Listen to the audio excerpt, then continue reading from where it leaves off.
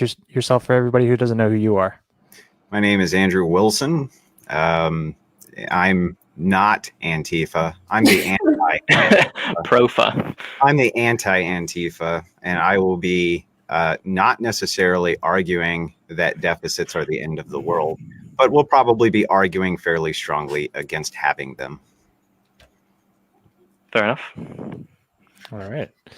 So, Andrew, you had asked if you could do a quick monologue before we get started tonight.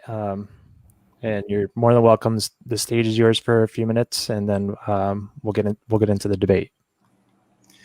So there's been a lot of controversy. There was a gentleman on last night, and I heard his concerns, right? And the only way that you can get better at doing anything is by listening to the concerns of other people. We all know that this is so. So I came up with a compromise, and we'll call it the Con-Lib Treaty of 21. And here's how we'll work this Con-Lib treaty. Our side will abide by the absolutely no personal attacks rule. That'll include things like what Destiny would call the R word. That'll include attacks on gender and things of that nature. If we violate this rule, anyone on our side who's platformed here, including from my forum, they have to apologize publicly, and if they don't, they're deplatformed immediately. However, those rules apply counter as well. If you can't abide by the treaty, then you also must publicly apologize, and it's got to be heartfelt, guys. And if it's not, you're instantly deplatformed. My bet is that we'll be able to hold up our end, and you won't be able to hold up your end. But either way, it's not going to affect the hosts because the rules are simple. Much like if you go to the forum, there's rules there for everybody. And here on this show, I came up with the rules for it, and this is just yet one more as we modify them. So in staging with the complaints of the progressives who watch the show, we'll abide by your rules because I enjoy beating you by your own rules. So there should be no complaints with such a treaty. And that's all I had to say about it. I think that's great. Yeah, thank you for that. I want them all deplatformed. No, yeah, that's great. Always funny. I agree to make the, I agree to that. So, that's a peace treaty. It's a peace treaty. It keeps the debates productive. This is inclusive of comments. If comments are going to be censored by conservatives under these criteria, then comments also need to be censored under or for progressives for the same criteria. That's fair. And this is fair across the board. Don't violate the treaty or there's a public apology. If there's no public apology, you're deplatformed from this platform. That's the rules, and that's the consequences for violating them. Okay. All right. All right. So I'm gonna. Papa Fascist has spoken. I don't know who wants to open up with the debates. I don't know if you guys have opening statements. Nathan's topic is open. All right. Yep. So we have deficit spending and crony capitalism. Okay. So I want to address a lot of the a lot of the reason why I wanted to do this was because I think in the next few months, Republicans are basically going to suddenly start complaining about the deficit, and they're going to start freaking out about how we all need to tighten our belt and how we need to do austerity because we've got this huge pile of debt that we just can't pay off. Blah blah blah. And I want to address some of the myths that are about that surround deficit spending. I think they're really pervasive and I think they're really harmful. First of all, the United States is a monetary sovereign, and it means basically that it's that borrowing is in fact completely optional. It's under no obligation actually to offer an interest-bearing alternative to a zero-interest currency because that's in fact what a treasury bond is. It's an interest-bearing dollar that accumulates yield over time. And in fact, it doesn't even have to pay market rates on borrowing. And in fact, whether or not you issue bonds or you simply spend, there's a good example in Japan, for instance, where they've got what's known as yield curve control, where basically the idea is to set the I think the specific policy is that they want to set the yield on a 10-year government bond from the Bank of Japan at 0%. But for whatever reason, they might choose something else, But basically, the rate of interest and the yield on government bonds is completely a policy choice for a country that issues its own currency.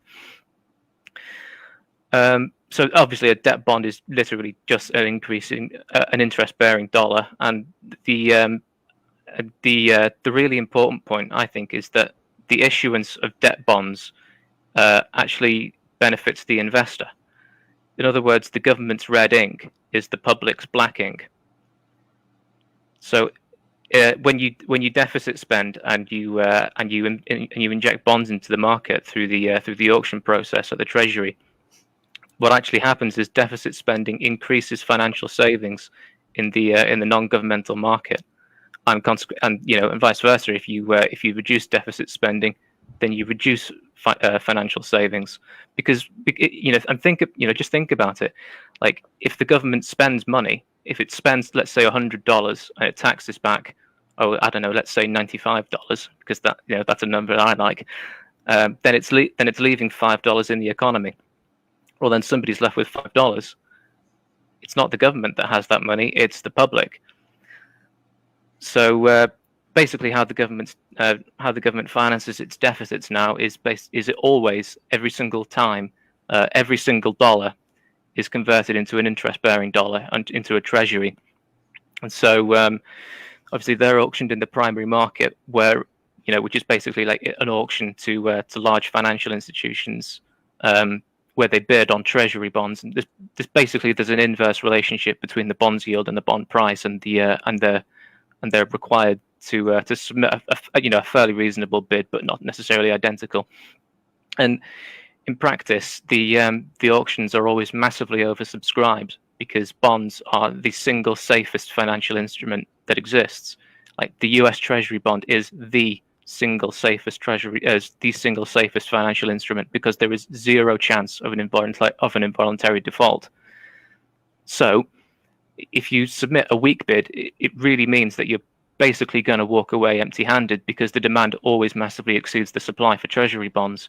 And in fact, in the 1990s, there was a real problem under the Clinton administration caused by government surpluses, which led to actually a real lack of government debt bonds, which caused people to start investing in mortgage-backed securities, which led to the financial crisis. So the financial crisis of 2008 actually germinated in Clinton's budget surplus, but that's a side point.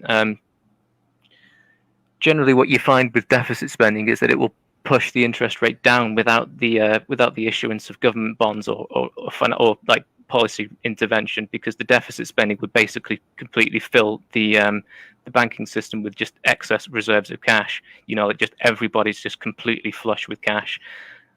Got so much. They've got binders of cash, to quote Mitt Romney. And the ability to issue currency basically means that that in practice the interest rate on debt bonds really isn't dictated by the market, and currencies that don't issue their currency, like Greece, which has been fucked over by the euro, are very susceptible to bond sharks, but the US isn't, because it issues its own currency. During the Second World War, the government obviously ran absolutely massive deficits to fund all the war spending, and but actually, as the federal deficit soared, actually interest rates lowered, and the reason is because they controlled the bond yields. I think they set. I've got the figures written down here. They set the Treasury bill rate to 0.4%, and they set a 25-year bond to 25%. So basically, the federal government's policy nowadays, post World War II, and they had that policy that they had in World War II up until, like, I think, the early 1950s. But post World War II, the government has basically controlled overnight interest rates, which is basically interest rates in the short term, but they've allowed the free market to dictate long-term trends. But in actual fact, they still retain the authority to to control both short-term and long-term interest rates. So I would imagine that that Andrew may possibly, I don't know, but maybe he'll mention Germany in the 1930s and the case of hyperinflation, and the fact that they had just absolutely massive foreign debts. Well, it's not really evidence of massive deficits leading to well, it is. Well, it kind of is evidence of massive deficits leading to hyperinflation, but it doesn't mean that like deficits are inherently what causes hyperinflation. Hey Nathan, try to wrap it up in like 10 seconds. Okay, so basically, the one of the main points is that deficit spending will cause excessive hyperinflation, and there's a lot of really good counterexamples that just show that it's completely untrue. Yeah, thank you, Andrew. So we're kind of all over the place here, right? We went from government bonds over to Nazi Germany in order to make a case for. I'm not even quite sure, to be honest with you. The biggest problem that I see immediately with all of this is he liches all of it on the dollar being the world reserve currency, and the dollar may not always be the world reserve currency. In fact, it's almost assuredly not going to be. Where I'm at with deficits is very simple. Unlike a lot of the Lenin speakers, we'll call it, I don't think that deficits are necessary at all. And I'll give you some examples in real time of why they're not. Basically, all a deficit is a shortfall, right? It's just something that we don't have enough money to cover whatever it is. Now, this doesn't have to be in the government sector. This can be in the private sector. A deficit can pretty much be anything anywhere that there's a shortfall of pretty much anything. Almost any time there's a shortfall of something, it has to be corrected with something else. Almost every single time. In this case, he says that he doesn't believe that deficits necessarily lead to inflation, I believe you said. But deficits do lead to inflation, and it's common sense. And I'll tell you exactly how it's common sense. If the Fed has to print money to cover a debt, which essentially a deficit is always going to be a shortfall, then we have to pay an interest on that money that comes pouring into the economy. Well, where does that money come from? It comes from the Fed again, every single time, thus perpetuating a cycle almost endlessly of debt and deficit. And yes, deficit does lead to debt, and absolutely deficit does lead to inflation, because you wouldn't have to borrow those monies at an interest rate if you wouldn't have to borrow those monies at an interest rate if you weren't running the deficit to begin with. Okay. And that's my overarching position on it. I think that the linchpin for his argument here seems to be specifically that because the dollar is a world reserve currency, that basically we don't really have to back it up with anything. Okay. So, you know, I don't agree with that premise because the dollar may very well not be the world reserve currency in a very short amount of time.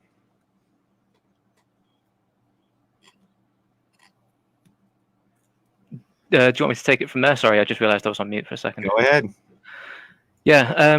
So actually, the reason I mentioned Japan is because it's actually not necessary for the dollar to be the world's reserve currency in order for the government to control its interest rates. In fact, I also mentioned Japan because it's also not necessary for the government to pay interest on debt, because it doesn't have to issue bonds. It doesn't have to issue bonds in order to pay down its debt, because it is quite literally just an accounting error. You can literally just control it, with a keyboard at the Federal Reserve. And the reason I mentioned the Clinton budget surplus is and the idea that that the government's red ink is the non-governmental economy's is the non-governmental economy's black ink, is because if you want to maintain GDP growth, with a government surplus, then actually what you have to have is a collapse of household savings, or a collapse of some sort of savings in the private economy, which is exactly what happened under Clinton, because it's pretty well known that obviously the trade deficit massively exploded under Bill Clinton, and he was balancing the budget. He had sort of moderate investment and relatively decent GDP growth. Well, and why does it? I'm sorry, I don't mean to. Yeah, sorry. Go ahead. Why is it that you think that household savings have to be depleted? Well, it's not necessarily household savings, but it's the private economy. It has to come from somewhere. So if you think of GDP, it just comes from the Fed. Yeah, well, if you think of GDP growth as a combination of of government spending, private spending, investment, and trade, sure, which is literally what it is. Well, under Clinton, you had moderate GDP growth, you had sort of moderate investment. It was sort of nothing particularly special, and you had government spending actually negative because it was running a surplus, and the trade deficit exploded under Bill Clinton. So they weren't.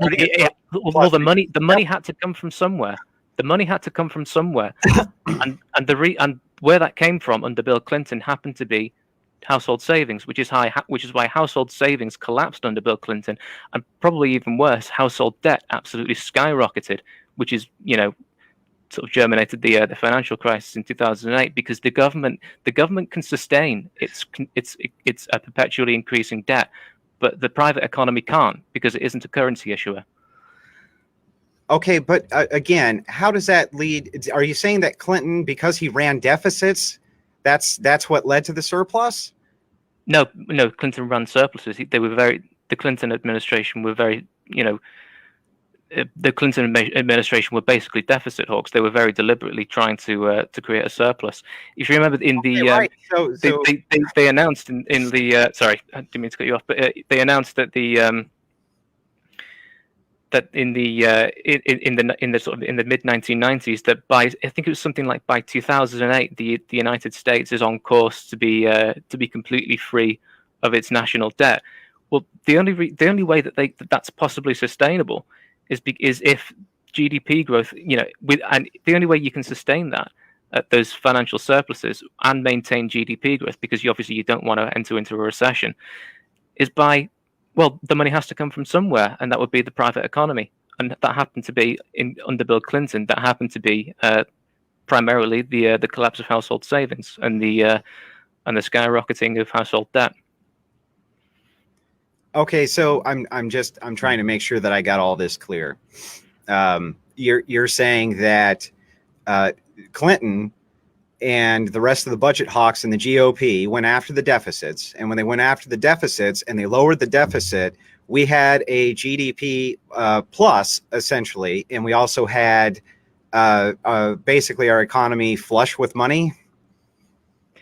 Do I have that right? Well, I don't know exactly what you mean by flush with money, but it was they called it the Great Moderation, and really a lot of people in the Clinton administration, well, the entire Clinton administration, really didn't really see what was going on. So I mean, how does that make your case for deficits, having large amounts of deficits, equaling a good economy exactly? I'm super confused here, man. Well, because the Clintons' budget surplus was completely unsustainable, and when the economy went into a recession with the collapse of the there's an echo, by the way. I think somebody's echoing. Yeah, it's not anything on this end that I can hear. It must be me. Oh, never mind. It's gone now. Yeah. So anyway, what was I saying? Oh shit! I've completely lost my train of thought. Take your time. Sorry. There was a really distracting echo. Then what was I saying? You were trying to make the case for why the GOP going after deficits and lowering the deficit somehow made the economy better. While because the surplus, the financial surplus, obviously the opposite of the deficit under Bill Clinton, was completely unsustainable. And when the economy went into a recession, why was it unsustainable? Well, I'll tell you in a second. But I'll make that point again in a second. But But when the economy eventually went into a recession with the collapse of the dot-com bubble, the budget immediately went back massively into a deficit. Why was it unsustainable? Well, because the only way of having a good combination of GDP growth and a financial surplus at the federal government, along with a really exploding trade deficit, was to have a private deficit, because the money had to come from somewhere. Yeah, I mean, you keep saying that, but that's clearly not the only way it can be done. That's not what you're arguing, is it? I'm not sure. Well, if the government, maybe if the government didn't have like such a massive trade deficit, then maybe. Trade deficit, right? So the deficit. But it's not necessarily the case. Go ahead.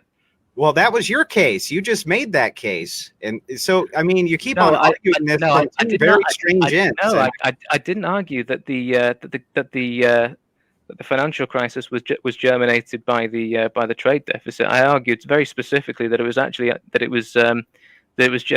germinated by the budget surplus. Yeah, but you just clearly said it could be done a different way without having the trade deficit. Did you not?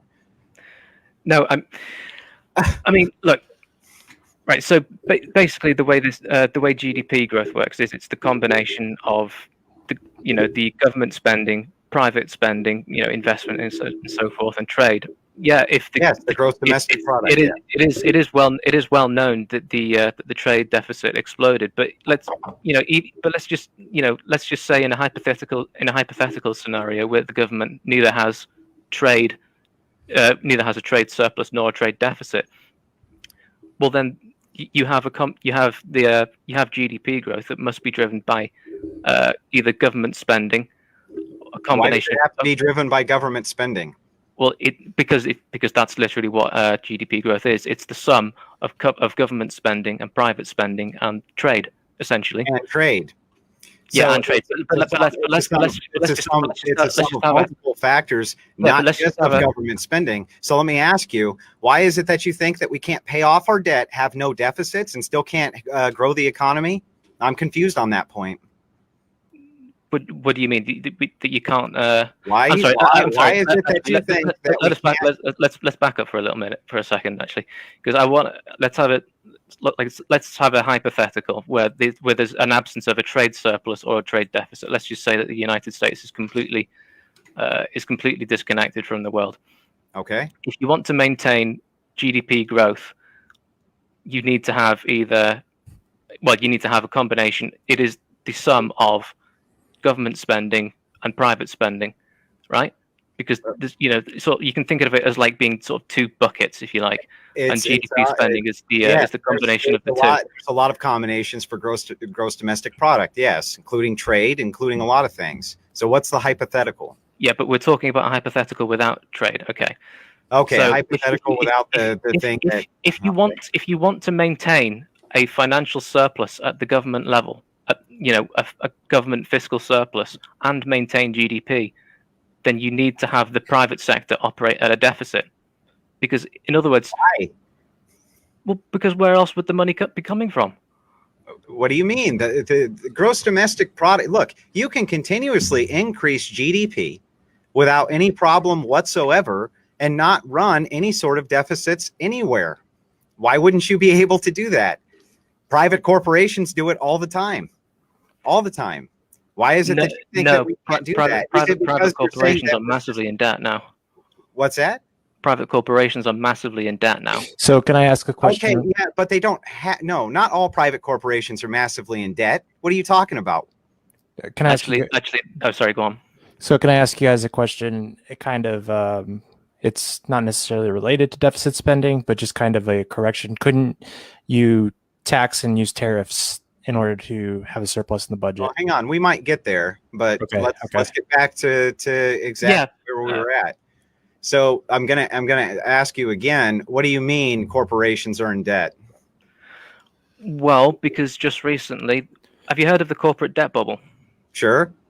It's but that doesn't mean every corporation's in debt. No, not all of them, but they are. But corporations now are more indebted than they ever have been, And this has been sort of the trend since the financial crisis. Yeah, That's what I that's mean. because of leveraging, unwise leveraging from major corporations. That's been the case forever. But again, that has nothing to do with a corporation not being able to grow if they're not in debt. That doesn't make any sense, man, on its face. You have to explain that for me. Flesh it out.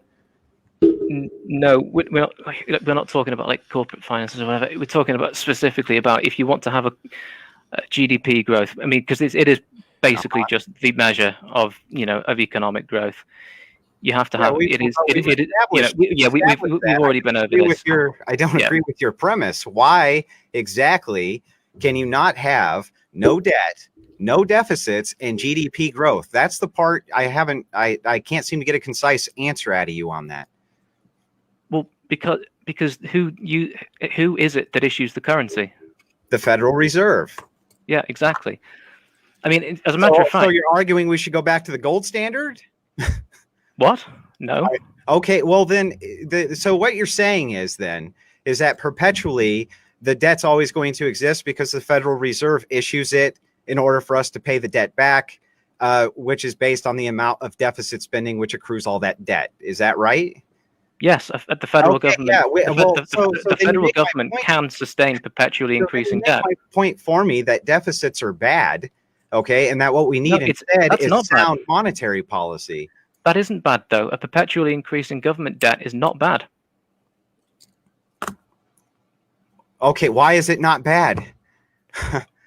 Well, because you like being in debt. I don't understand why you think that. No. I made this point at the very beginning. The government's red ink is your black ink. Remember, because who is it that invests in the government's debt? Well, it's the citizen. You make money from the treasury bonds. But that doesn't mean it has to be that way. Is my point. Just because they do it that way doesn't mean it has to be done that way. That's true, and in fact, it can essentially cancel its own debt. Of course it can. And that would be the best way for it to cancel its own debt would, of course, be to run no deficits and to pay our bills as our bills come up. Is that not true? No, because if you completely canceled the debt and you stopped issuing government bonds, basically household savings would go people's financial savings would go completely down the tubes. Unless you didn't use government bonds and the people had their own wealth. You don't have to trade in government bonds. It's not necessary to do. Sure, you don't have to, but people seem to like doing it.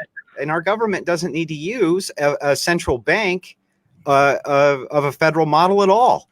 Our Constitution says in Article 1, Section 10 that we're not supposed to even have one. We're supposed to pay all of our debts in gold and silver. I mean, okay, but that's not really the point. I mean, sure. You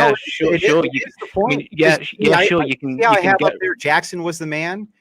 Okay, Jackson. Yeah, because he massively paid down the debt. He paid it all off, all of it, not some of it. He paid the entire debt of the United States. He completely paid it off. Why? Because he was a businessman, and he understood that the best way to run a business is to operate it with no debt, and we thrived, absolutely thrived from that. And he also killed the central banking concept, which again we thrived on. So no, the monetary system does not have to revolve around the Fed. We do not have to have perpetual GDP based on perpetual deficits. Now, if you're saying that that's how the system operates right now, I don't disagree with that. But that doesn't make it optimal. And you haven't made a case, I don't think, for how it's optimal. Well, if there's a good reason why people like to purchase treasuries, it's because they are literally the safest method of growing long-term wealth. No, they're not. Right? Gold is the safest method to do that. Not no, they are not. But yes, it is. It is not. It is too. It is most certainly not. Why is it not? Gold fluctuates very much. So does the buying power of the dollar. A lot more so than gold, which is why it's inflation proof. Okay, but anyway, there's a good reason why people like to purchase the treasuries, and because there is literally no chance of them defaulting. It's because it is. But isn't it the case that that's only true as long as the reserve currency is set up in U.S. dollars? Otherwise, they could. No, not the world's reserve currency. It doesn't have to be actually, and in fact, there's zero chance of the Bank of Japan, for instance. Yeah, I checked on that. That's true. There's 0% chance of the Bank of Japan defaulting on its debts. The Bank of Japan uses our dollar as the reserve currency. No, it's foreign debts, yeah, but it's domestic debts to its citizens. It's debts denominated in its sovereign currency. There is no chance of it defaulting. It can easily default. What are you talking? Why couldn't it default? Because it issues the currency in which it's dollar. debt. What's it backed up by? Because Why can't it not default? It issues the currency in which its debts are denominated. Its sovereign debt is not denominated. It is not backed up by the dollar. Yeah. Okay. So you're saying if Japan issues its own currency, Which it does. sovereign from its own bank in its own notes, okay, are they issuing that currency out at an interest? Well, they partly yes and partly no. That's why I mentioned the yield curve control. Partly they literally just cancel debt, and and they also they're basically willing to. I think the policy is that basically they'll buy as many of their own debt bonds as is necessary to maintain a stable yield. So then why couldn't it default if the Japanese government can't afford to cover them? Because it issues the currency in which those debts are owed. Yeah, and what happens if the currency's called and the government can't cover it? What do you mean? What I'm asking you is, you're saying currency is called. What do you mean? Bonds that absolutely can't default. Is that correct? Yeah, the Bank of Well, Japan. what if there's no money? What if the Japanese have not enough money to cover the bonds? They're going to default. Yes? No, not necessarily. No, because the government Yes. doesn't have to issue. The government doesn't have to doesn't have to issue bonds in order to pay its debts. But you just said they are. They choose to. Okay, yeah, right. So, but they could default. If the government can't cover the bond, it's going to default. That's happened before, man. It's happened before that governments have issued their own bonds and then they can't cover the bonds because their economy tanks or any, they end up in a war or whatever, right?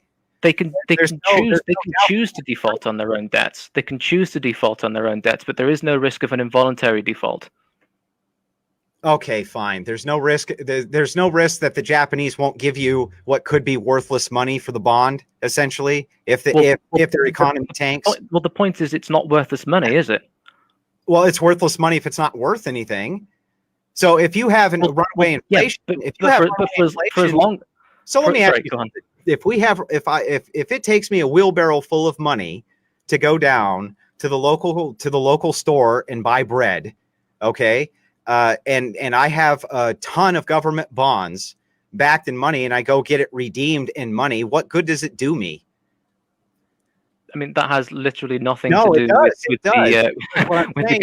with the government's ability to pay its own debts. Well, the government's ability, the point here is deficits. And if we're talking about the government's ability to pay its debts and the citizenry to redeem its bonds in valuable currency, I'm saying that deficits lead to inflation, which is going to make the buying power of that currency far less. So it doesn't matter if the government doesn't default and pays you out on the bond if the money it pays you for the bond isn't worth anything, man. Well, no, the reason that currency has value is because it's taxed. No, I'm going to go ahead and finish my point. But the reason that the government's currency has value is because the government is the monopoly, has the monopoly on the issuing of currency, and it demands that currency back in the form of taxes. That is the only that is the reason why your money has value. Really? So is government-backed currency the only thing that we can trade for goods? No. Well, then that's not what gives it value, is it? What gives it value is what people determine. When people determine it's valuable, and when the markets determine that it's valuable. So if we can trade anything other than the currency that the government issues, then no, the government's currency can default. Okay, and its value. No, that doesn't mean that it can default. That doesn't mean that it can involuntarily default, because whether or not it can involuntarily default is a function of whether or not it issues the currency. Okay, I think it's semantics. Okay? It is not semantics at all. Well, we're arguing here about deficits. If you have perpetual deficits, okay, you do know, and I'm sure you will admit that if you have deficits that are high enough, you're going to end up with debt. Yeah, if you have if you have really massive deficits, it can cause hyperinflation. Okay, Yeah. so if we know that, then we also know that having perpetual deficits that lead to more deficits is probably a bad thing, right? Not necessarily. I Even mean, though it can lead to hyperinflation. no. If you have deficits that are excessively large, then yeah. But the government running a deficit is, in and of itself, is not necessarily a bad thing. Okay, you still haven't made a case for why it's not a bad thing. You said that because corporations run deficits. And It's because in order to maintain stable GDP growth, the money has to come from somewhere. It must come from a combination of government spending, private spending, investment, and trade. Maybe it can come from trade, but in the case of the 1990s, it wasn't. If you just have if you just completely let's have a hypothetical where there's no trade at all. Well, then in order to maintain GDP growth, there has to be, and in order to maintain GDP growth with a federal fiscal surplus, the private sector must contribute more to the government and must contribute to the economy. In other words, it must go into. In other words, the private sector must, in that case, go into deficit. Yeah, okay, and fair enough, but only if we're talking about the current system, though, where we use a central banking concept. I mean, yeah, sure, but I'm talking about the real world that we live in. Okay, but the real world that we live in, we don't need to have a central bank to live in that real world. Didn't your nomenclature last night say, "Hey, all bankers suck"? All bankers are bad, actually. All bankers are bad. Bankers suck. We don't have to have a central bank, and we went most of our existence in the United States without having one. Okay, it only came into fruition in 1913. So you're saying that this is the real world, but in the real world, the application of this thing is very new. Very new. I mean, that's fine, but we do live in a world with a central bank. Okay, yeah, but that doesn't mean necessarily that deficits, even in the central banking concept, are good. No, a deficit isn't. I mean, a deficit is neither necessarily good nor bad. I mean, basically the idea is the limit of how much of how much deficit spending you should be engaging in is basically the amount that you can afford without causing overinflation. Without causing hyperinflation. Okay, so let's try this. Which is generally what you have when you get close to the point of full employment. Since we're doing hypotheticals, let's try this. Okay, you and I can agree on a situation where a deficit might be necessary. I wouldn't say it was good, but I can say it was necessary. Let's say a country's fighting a war, right? You and I can agree that that country would probably have to borrow a lot of money in order to fight that war and is probably going to run a deficit while that war is going on, right? Yeah. Okay, yeah. So we can agree in a time of emergency, right, that deficit might be a good thing. But can you concede that if we can fight that entire war without running a deficit ever, that's better? I mean, not necessarily, no. Why not? What good would it do us to run the deficit just for the sake of doing it? What good is running a surplus just for the sake of doing it? Because with a surplus, if the next war comes, you can fight it without running a deficit. That's why. But there's no problem with running the deficit in the first place. But there is a problem because your tax-paid citizens have to pay back the money that leads to the debt. No, actually, your tax dollars do not fund anything. I'm sorry, what's that? My tax dollars don't fund what?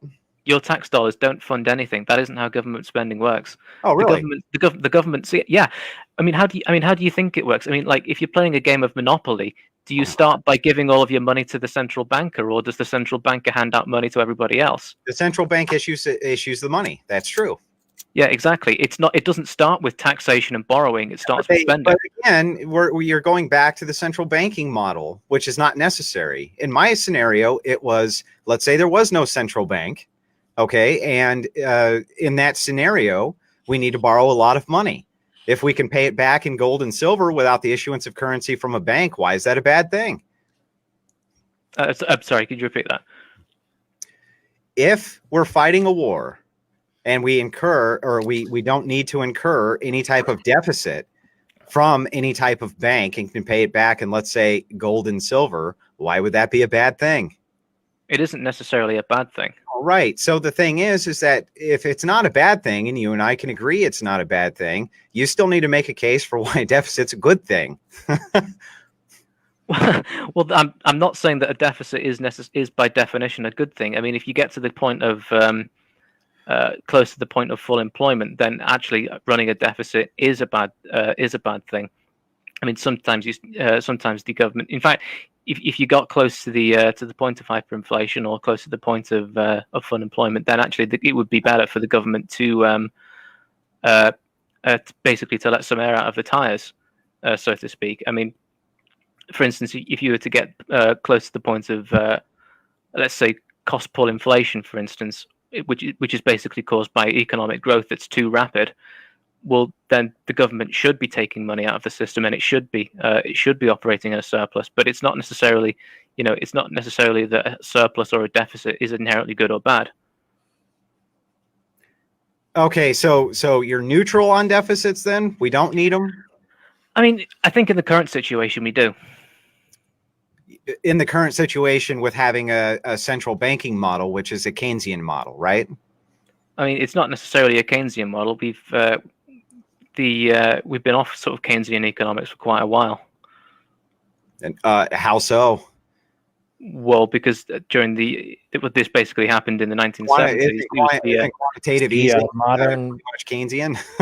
just as the fact check, because I have it open on my computer. It's called modern monetary theory is what we're currently running off of. And just to kind of run another fact check, according to Investopedia, it says that when you actually have a smaller deficit, it actually causes a recession. So I'm glad. Well, okay, recessions are bad. Okay. So let's back up.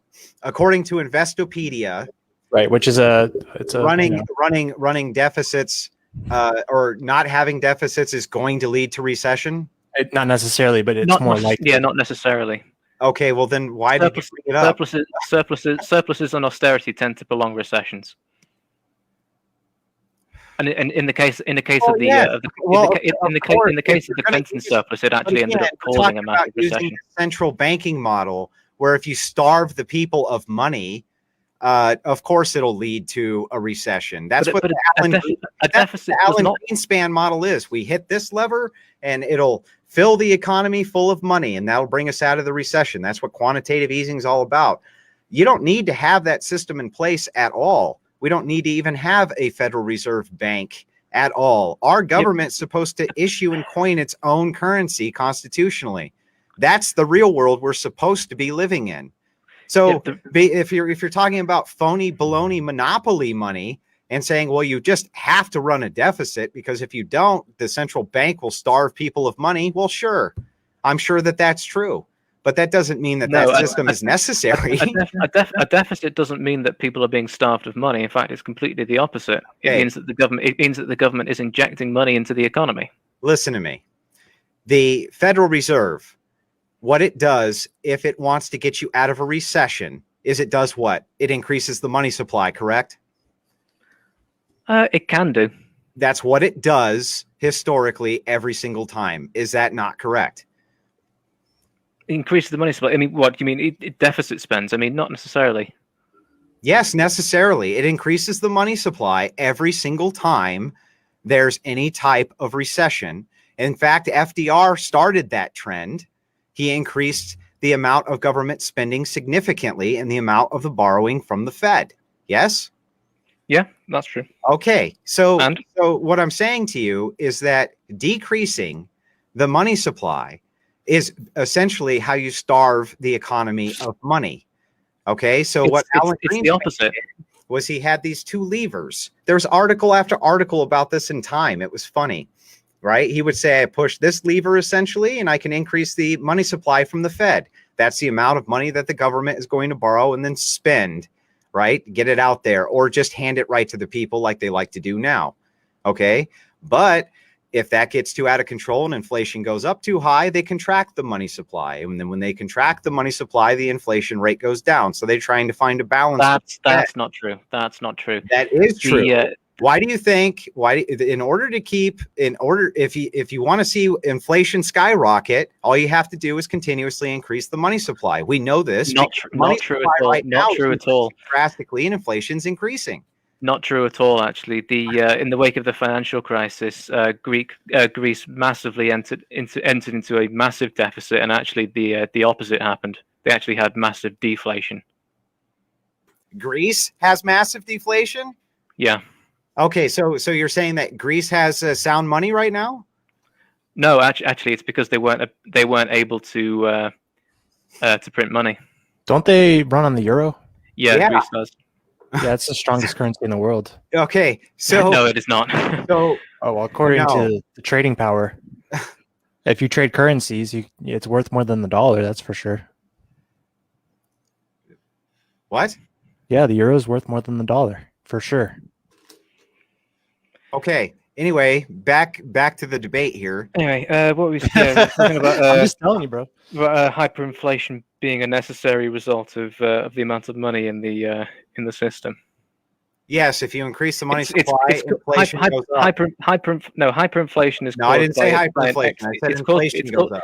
Well, inflation by itself isn't necessarily a bad thing. In fact, the Federal Reserve has been trying to has actually struggled with being unable to reach its target inflation rate. They've been I think they've been trying to reach they've been trying to hit an inflation rate of something like 2%. Since the financial crisis, but the problem is they've been chronically unable to reach it, and that's actually quite damaging. Why is it damaging? Well, because the lower the inflation rate, the more sectors of the economy that go into deflation. Okay, explain that again. What? Well, what is inflation? It's the opposite of deflation. I mean, inflation is when prices increase, right?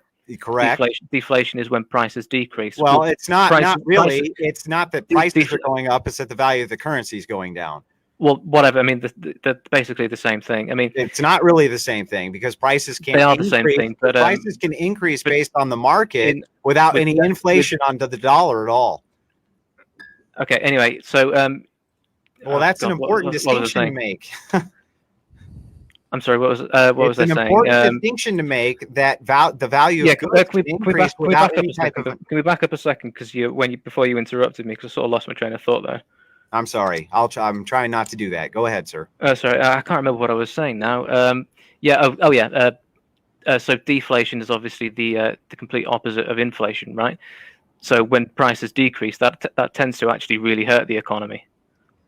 Like for instance, in Germany in the 1930s, after the hyperinflation, the government very specifically, very actively tried to cause deflation. And it was absolutely disastrous for the economy. The economy was already disastrous. In all fairness, it was an absolute shit show. That had to do with what the other countries during the Treaty of Versailles did to Germany. That's what crushed their economy. It didn't have anything to do with monetary policy of trying to deflate the currency, man. Yeah, I mean, Germany by that point was already a shit show, but it was. But the point is you were saying that that inflation is inherently bad, but it isn't. In fact, deflation is worse. And that's the reason why the Fed has been trying to increase the inflation rate to its target of 2%, because it wants to avoid sectors of the economy becoming deflationary. And why do sections of the economy deflate if we don't inflate other sections? I'm sorry, what? Why do sections of the economy deflate if we don't inflate our currency exactly? Well, because of the drop in aggregate demand. In other words, like if for instance I run so the more money there is, the less demand there is for it. No, actually, the more money there is, the more demand there is. The reason deflation happens is because there's a lack of demand. I don't think so. Why would there be a lack of demand for something that's plentiful? No, I'm talking about a lack of demand for products. So deflation is when the price. Yeah, but we're talking about currency, not products. Yeah, I know. Why inflating the currency equals deflation in the private sector. No, I'm talking about like deflation of. I mean, it's basically one and the same thing. If you look at it as like a sort of purchasing power sort of like as sort of being like the amount of stuff that you can buy with a unit of currency, right? So if you have deflation, it's actually the result of too little demand for goods and services, because the reason is Again, basically the way that it works is that if there's not enough demand for a certain set of goods or products, they put their prices down in order to try and get people to buy it, and that's what happened in Germany. Nobody's arguing that that's so. We're talking. I'm talking about currency. But you would because that is a problem of currency, isn't it? No, it's not always a problem of currency that some sections of the economy will shut down based on demand. No, it's not. What I'm asking you specifically is why inflating the currency leads to deflation in the private sector. It doesn't. I'm sorry, that's completely the opposite of what I'm saying. The reason they want to inflate the reason the Federal Reserve wants to inflate currency to hit its target of 2% is because they want to avoid deflation. And how is that going to avoid the deflation of the private sector again if they inflate the currency? I'm still confused on that point. Well, you realize what inflation means, don't you? Yes. I mean, it's the cost of goods and services. No, it's the buying power of the dollar that you're using, not the cost of goods. I mean, that is goods and services the same thing, regardless of inflation. I mean, that is the same thing, but it's not the same thing. I mean, yeah, if you look at it as like a sort of purchasing power type of thing, the reason they want to increase inflation to 2% is because they don't want aggregate demand to fall too low. It's basically one and the same thing. Okay, we'll move on from there because we're going in circles. All right, you guys want to move on to crony capitalism? Do you guys? I'll just wait till the panel and we can discuss it more. Crony capitalism. Sure. Yeah. So from former debates that we've had, and let me concede a point up front, which is that when it comes to economics, what Nathan said last night is absolutely correct, right? There's a lot of things that are subjective, but there are some things I think are objective. When we get to the issue of capitalism, I had seen in one of Nathan's previous, I don't know if you'd call them interviews or panels or whatever, that he seemed to be pretty high on the socialist bandwagon. That seemed to be his 100%. And he seemed to be fairly anti-capitalist, right? Yeah, more or less. I mean, I'd settle for living in a sort of New Deal society or an FDR style. But ideally, I'd go all the way. Okay, I'd go all the way with LBJ. Gotcha. Okay, so and Jackson, I would go with the Jackson principles, but that's just me. Sure.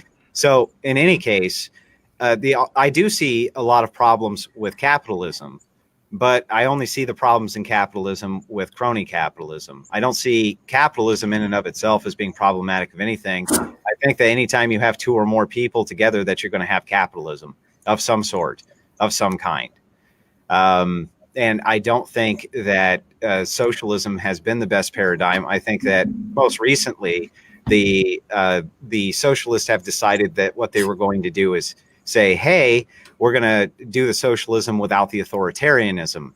And I think that one inevitably is going to lead to the other anyhow. But back to crony capitalism. Well, actually, if you don't mind, let me interrupt there. Actually, there's a very let me finish my opening, Nathan. All right, sorry, go ahead. Right over to you. I'm sorry. Okay, so in any case, I don't think that there's a problem with capitalism at all.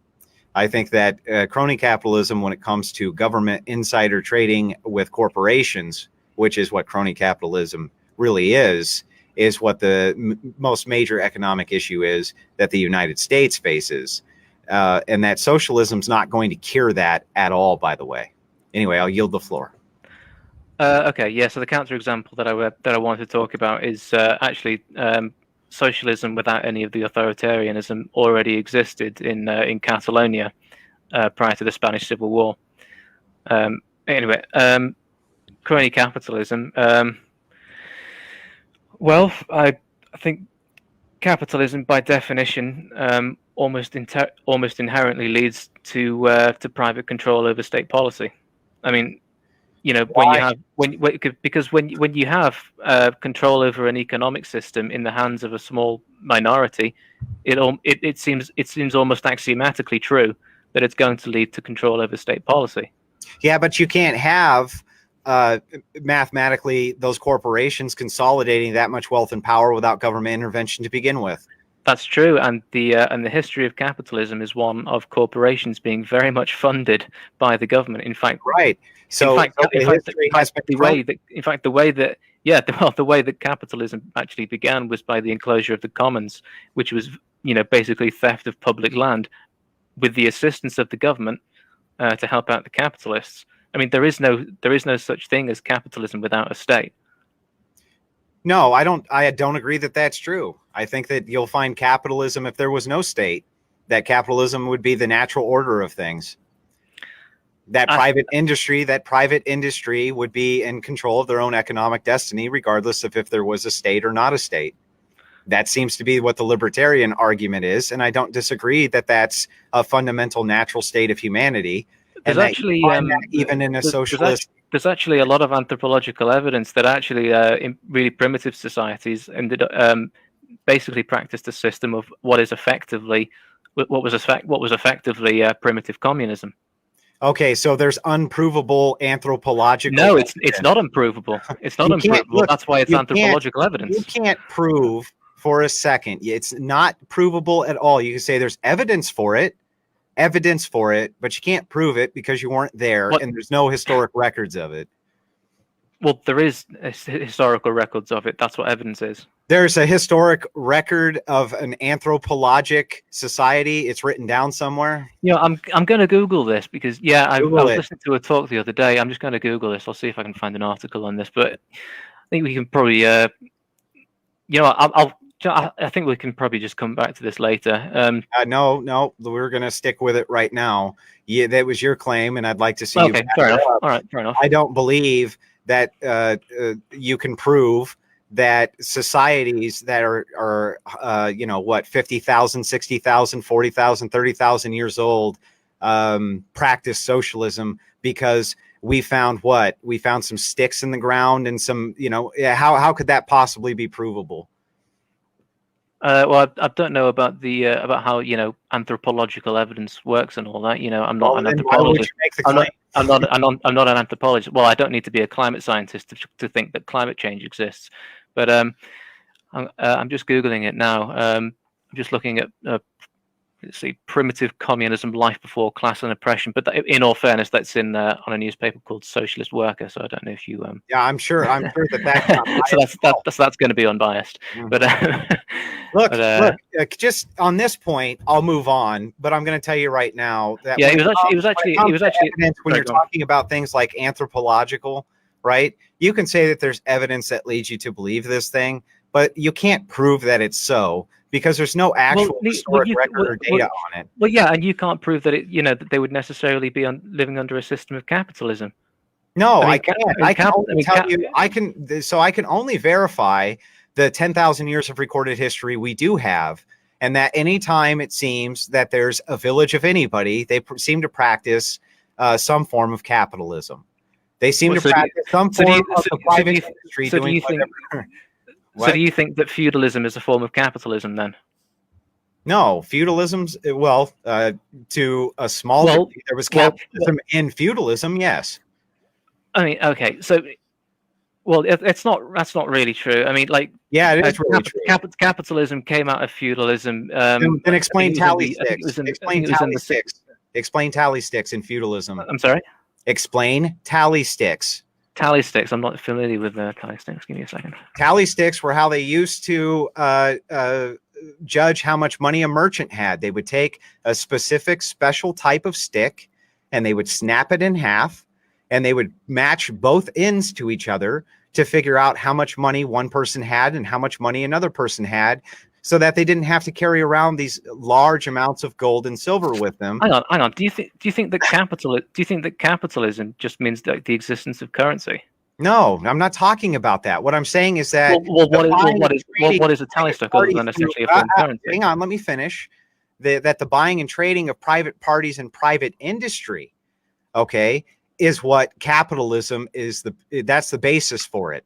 Okay, is private industry and private individuals trading in the absence of the state. That's all it is.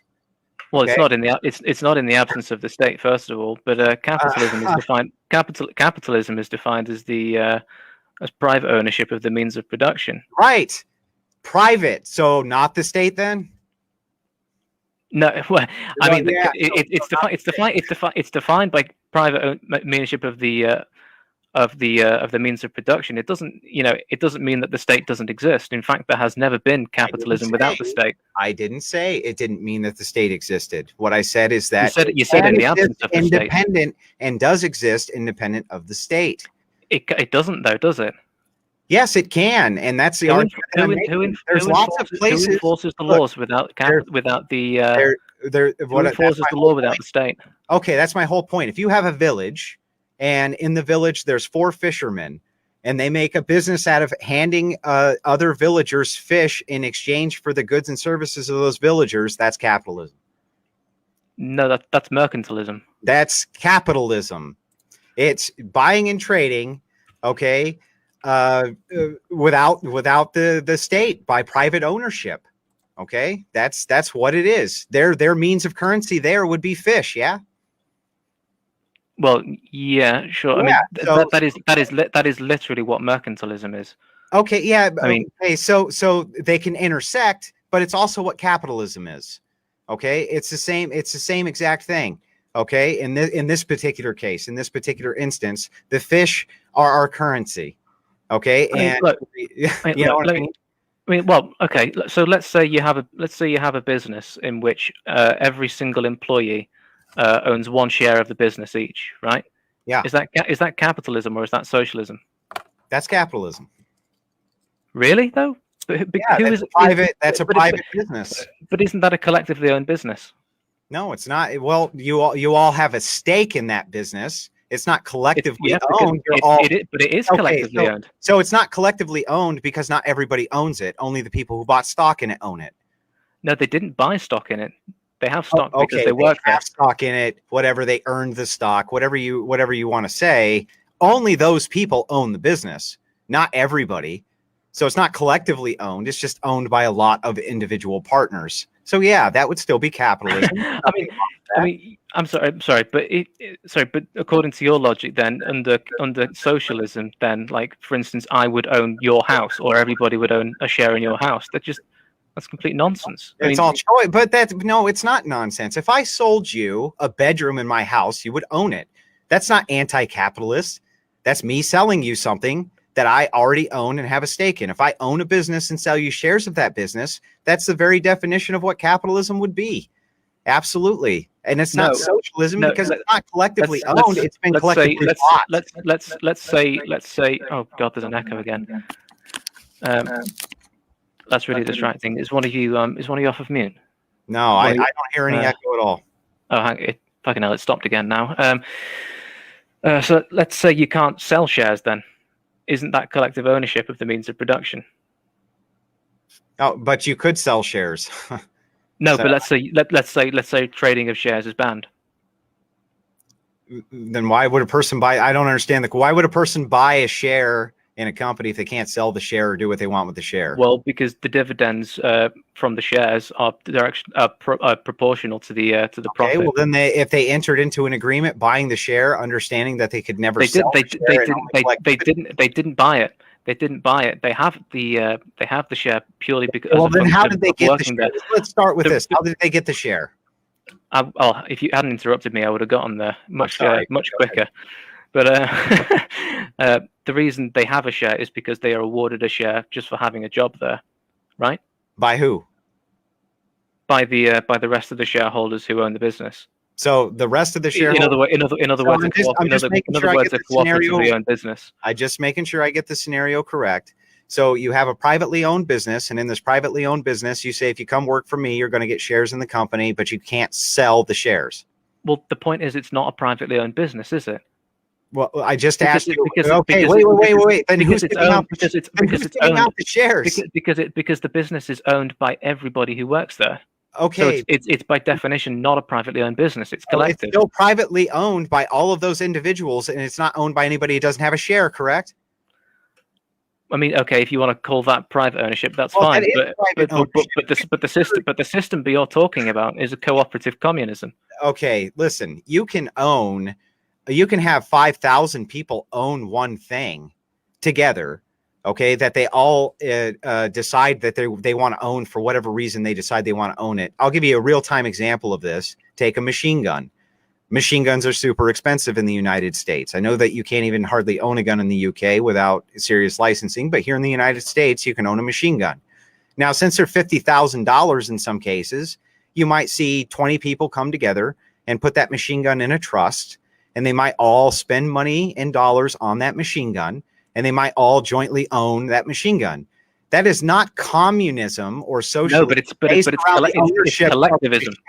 That would be collective ownership. That would be collective ownership. And if that machine gun with a means of production, that would be communism. It's not collective ownership. It's joint ownership. Collective ownership is we That's the same all thing. own it. We all own it. All of us. And that's not what's going on in that scenario. What's going on in that scenario is 50 people. 50 people own this thing that they all jointly decided that they were going to buy. There's a massive difference between that and collective ownership by the entire, you know what I mean? You're trying to extrapolate these things out to accommodate every human being. And it's ridiculous on its face. A private corporation can sell its shares, hand their shares out, whatever they want to do, as long as the person who's getting them enters into that contract with them. That's fine, and it's very much capitalism. I don't see how it's not. I mean, okay. Well, the system I'm talking about is referred to as anarcho-syndicalism, or it's some sort of version of it. And basically the system is that anybody who works at a business, he gets owned a share. Hang on, I'm just going to take a sip of water. So, excuse me. The system is that basically anybody who works at a business is automatically owned a share in the business, is automatically given a share of the business. You can't sell your shares. You can't trade them on a stock exchange.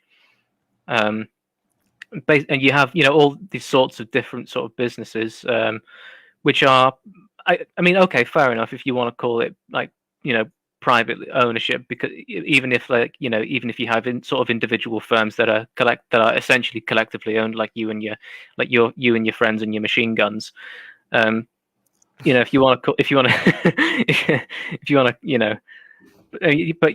basically, I would say that you and your friends collectively own that machine gun, and so it's not just one of you owns the machine gun, is it? No, it's not, and we're not. Again, we're back to semantics.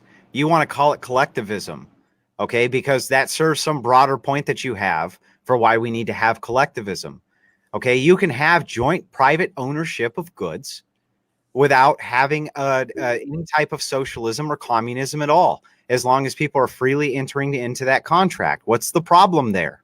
I'm failing. That already exists actually, and you already have. I know it exists. Cooperatively owned corporations. I mean, what we have basically is it's like sort of a weird mix of a capitalist and a cooperative economy, where you have capitalist firms which are in which the shares are owned by the boards of directors. Basically like the number of shares that you own dictates the number of votes that you get on the board of directors. So, for instance, if I own like 100 shares, I get 100 votes. If I own one share, I get one vote, and I probably get outvoted. In the syndicalist system, the idea is, well, everybody has one vote because they all have one share, I mean, you can call it capitalist. You can call it, in fact, I prefer it if you call it capitalist because I guess that means you'd be more open to it. But basically, but it is in a way, a sort of collective ownership of the business, even if it's not, necessarily owned by the broader public. Okay, so look, so let's not dance around it anymore. Just tie it into collectivism. How do you mean? Well, I mean, that's where you're going with it. You're going with, capitalism inevitably what leads to socialism, right? Because of collective ownership of private industry. Not necessarily. I don't necessarily think that capitalism leads to socialism. I think that control over an economic system, by definition leads to control over state policy. We don't really disagree on that. But I think that the problem essentially is that you have power that is concentrated, or power and wealth that is concentrated in the hands of a completely undemocratic and unelected and essentially unaccountable minority. Well, that's almost axiomatically going to lead to cronyism. And so the solution is to not have, the solution to cronyism is to not have the control of the means of production concentrated in the hands of a very few, of a small and unelected and unaccountable cabal. But the cronyism is what causes that, and you've already conceded that that's so. No, cronyism Yes. cronyism is not what causes concentration of the cronyism is not what causes the means of production to be owned by a small minority of people. It's exactly what causes it. Without government intervention, with private corporations, you would never have wealth as concentrated as it is in as few people's hands as it is right now. Prior to the enclosure of the commons, in order to have the power to get to have the state intervene in all the land, the I guess you can call them like the proto-capitalists. Well, they had to have some form of like primitive accumulation of wealth, didn't they? So it's wealth that precedes the cronyism. I'm sorry, I still don't understand how you're tying that in at all. You're saying that everywhere that there's been trade, that the wealthy, I don't understand. Everywhere that there's capitalism, the system that we know that we know as capitalism today grew out of England, and I think it was in the Netherlands in I think it was in the 16th century or something. Right at where crony capitalism started. Well, capitalism has been cronyism from the start. No, it hasn't been cronyism from the start. And the reason is because the only reason that capitalists were able to own the means of production is because of the primitive accumulation prior to the enclosure of the commons. That's nonsense. And that's totally unprovable. There's no possible way that you could prove that that's so. Okay. Try it. Just try to prove that that's true. You can't say. I would argue that capitalism is what led to people having any wealth at all. You're saying that massive concentrations of wealth only happened because of capitalism? That's your basic argument here? No, I'm saying that actually primitive accumulation or concentration of wealth is actually what led to capitalism in the first place. In fact, it's very specifically the concentration of wealth in the hands of a small minority of people. In other words, capitalism has been crony capitalism from the start. Where? Then where? England. Then where did England in the during the enclosure of the commons, as the feudal system gave way to capitalism. Can I interject just for a minute?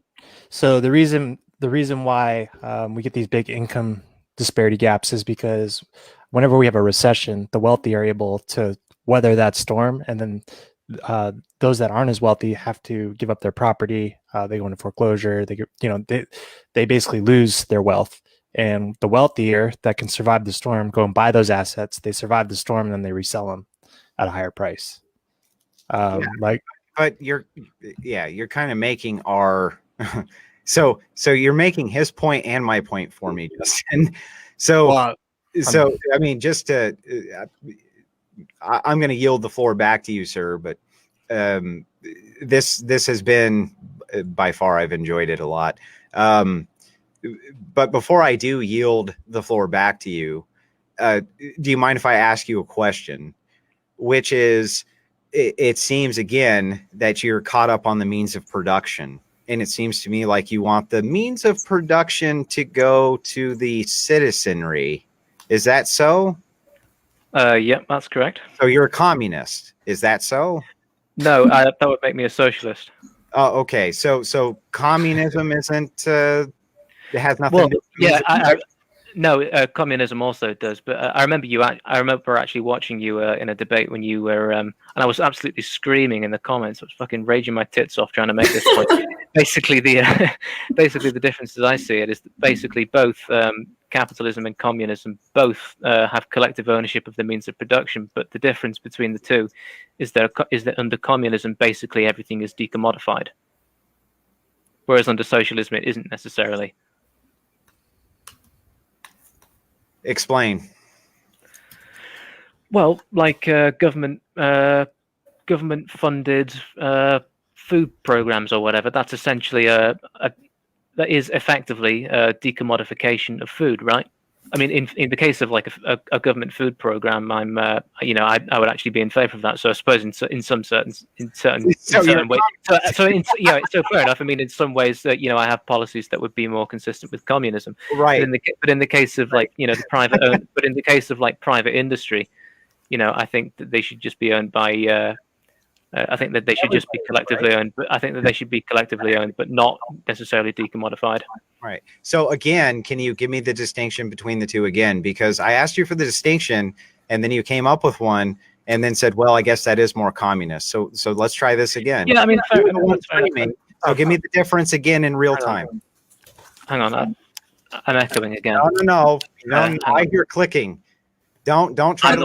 That was me clicking. I'm not clicking. That was me. Never mind. Tell me, give me a good definition between the two in real time that distinguishes you from a communist, sir. Well, I have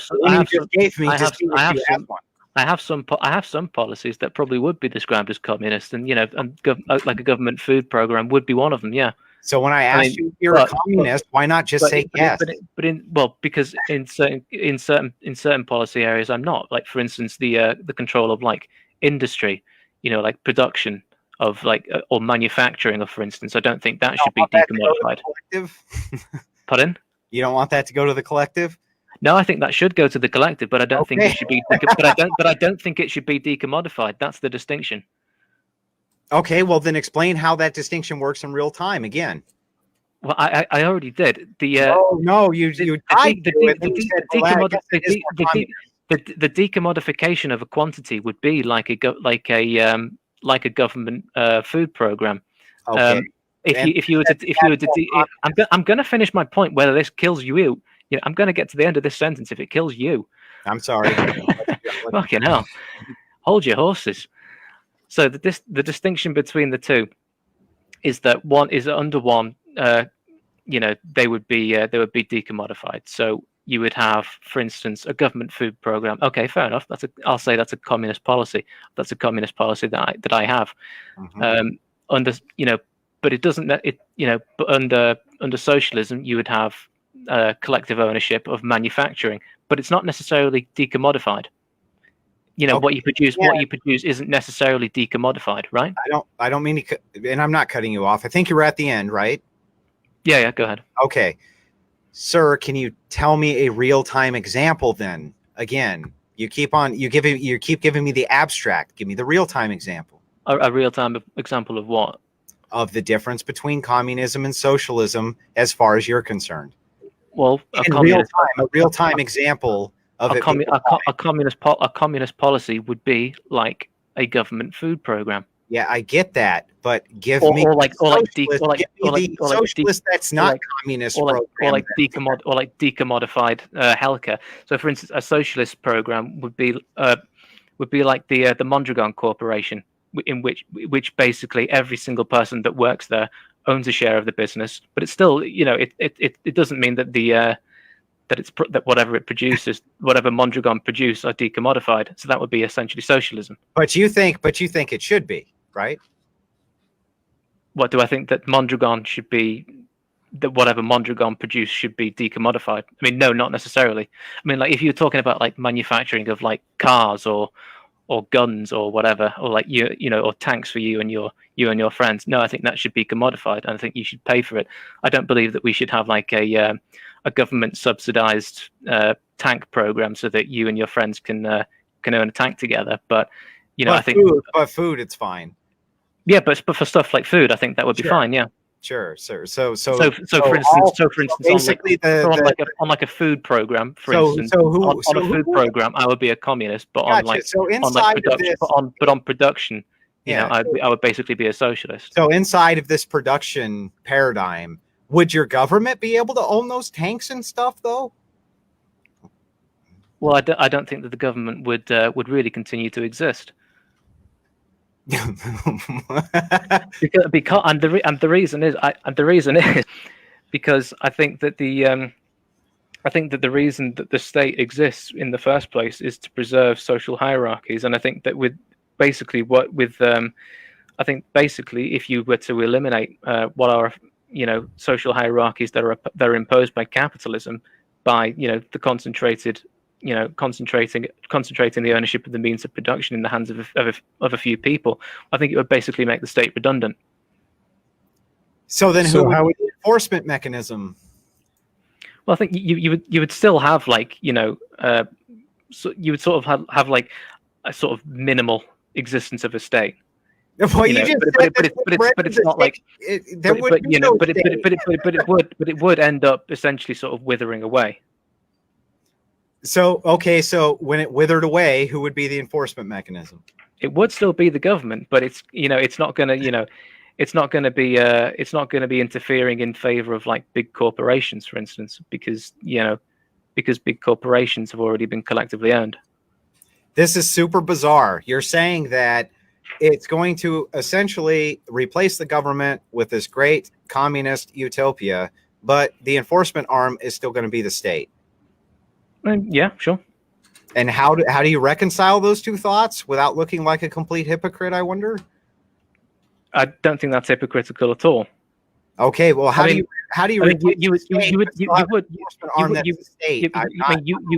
would effectively end up shrinking the size of the state massively. Okay, but that's different. Saying that you're going to shrink the size of the state is different than saying it's going to replace the state, isn't it? You're still going to have an enforcement arm. Fair enough. So within that enforcement arm, my friend, who's going to own the tanks and the guns? Well, actually, there's something going on like this in excuse me, I just burped. In like an obscure part of Syria right now. I can't remember what it's called. I think it begins with like R or something. It's basically like this. It's sort of like an anarcho-syndicalist sort of commune.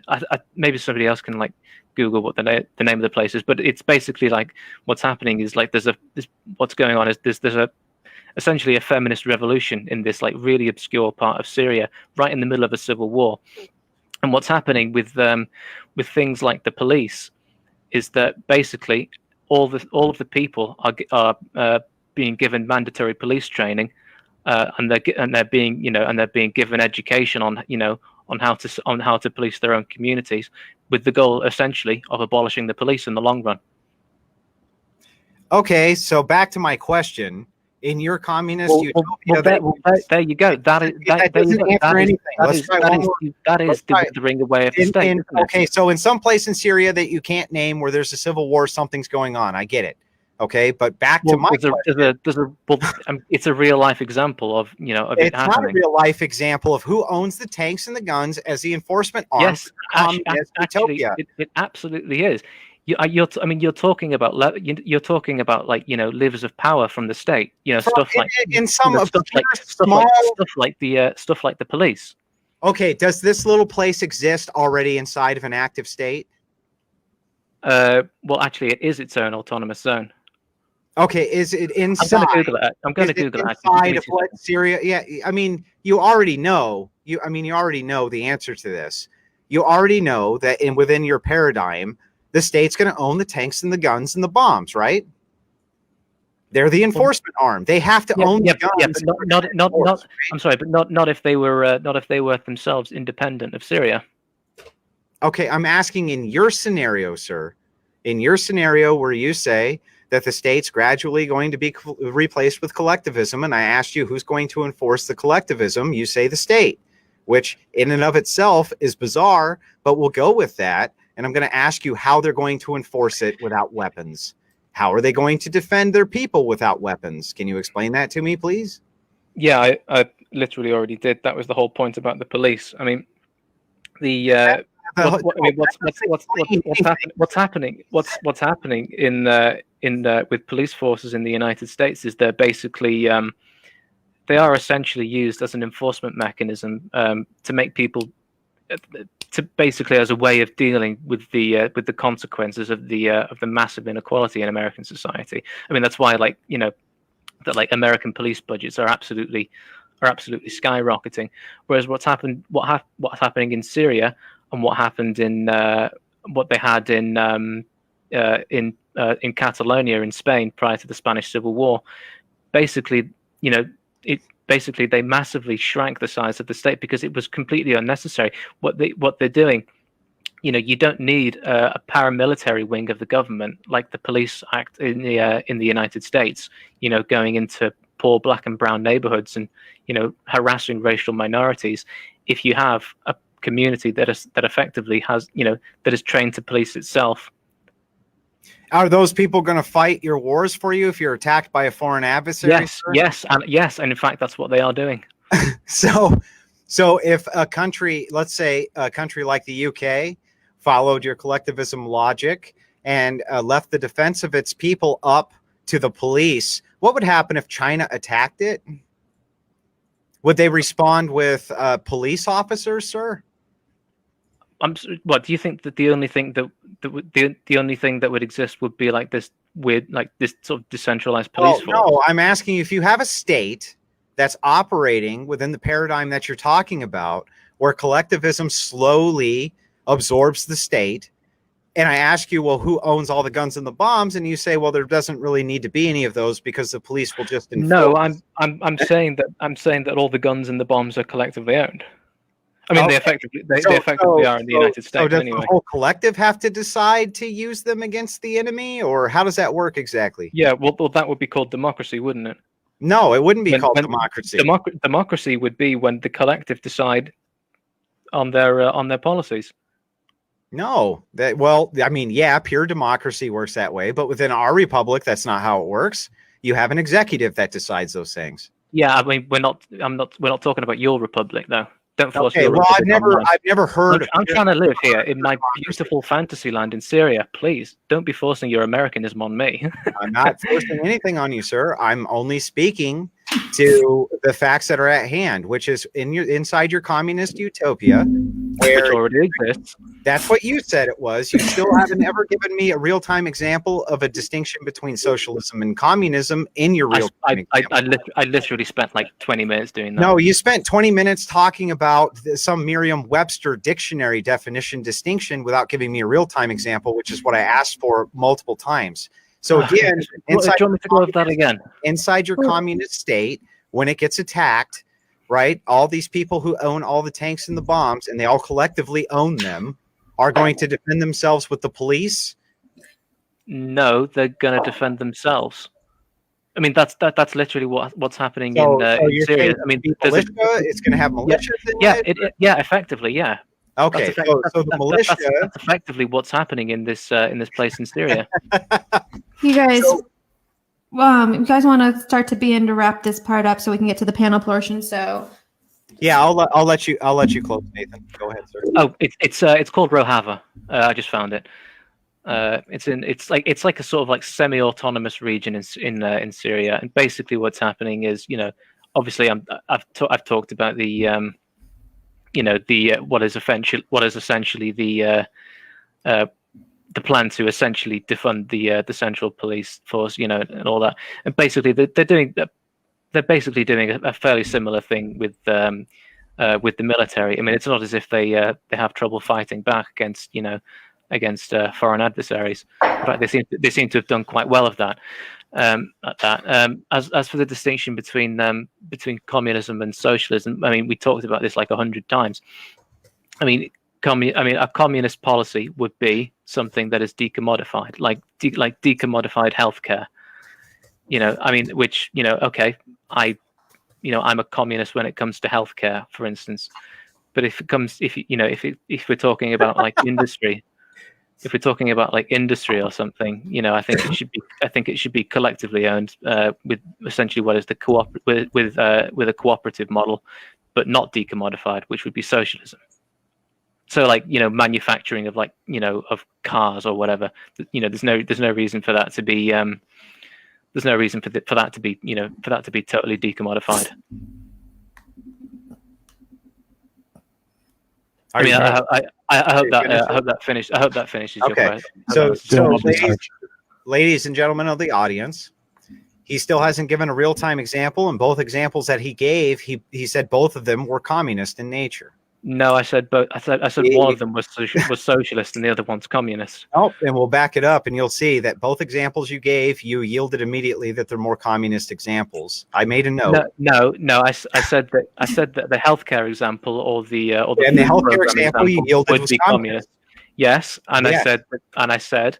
But when you came, I said that production would be socialist. Sir, it's my turn. Go ahead. Before that, you gave an analogy about goods and also admitted that was communist. So on both points that you gave, they were communist points, and you conceded that they're communist. Now, remember, folks, what you're looking at here. He's saying that the police in Syria, because they can effectively act as a militia to enforce the collective, would be able to aptly defend themselves. But they can't. They can't aptly defend themselves against a real power of a capitalist nation. If the United States attacked them, right, it would be over. And if Russia attacked them, it would be over. And Russia has never. Let me finish. It's my turn, sir. I let you close, and I said nothing. If Russia and the United States went to war, and they never did, the communists aren't that stupid, okay? And the communists there in Russia also had a standing military. They didn't rely on militia, okay? What this guy is talking about here is absurd on its face, and I hope I fleshed that out for the entire audience by letting him speak. I do appreciate him coming on. I do appreciate all of us having this engagement. But remember, he's a communist, and all the examples he gave were communist examples, and his entire economic theory, which revolves around central banking, is a communist theory that he's continuing to push because he's a communist. That's my end. Thank you. Okay, let me just. There's no response. So sir. Okay, go ahead then. Well, you guys, let's we're gonna do like a 30-second intermission, and then we're gonna bring and we can have our panel portion. So if you want to, Nathan, do his closing argument. Yeah. Yeah. All right, we'll do that then.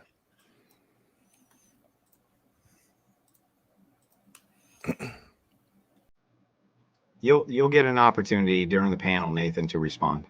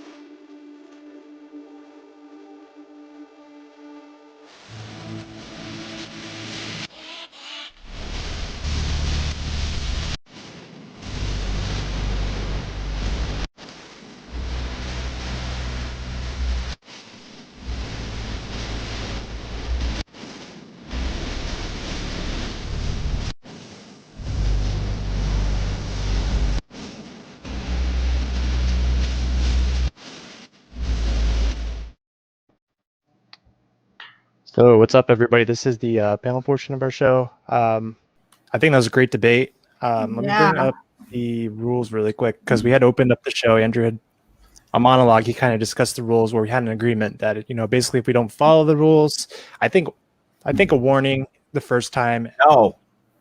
Okay. You apologize, or you're deplatformed. Okay, well here's where we're saying is okay, so with the rule we have our set rules that like Justin just said he's going to pull those up and they will apply to both sides. So okay, so no racism, homophobia.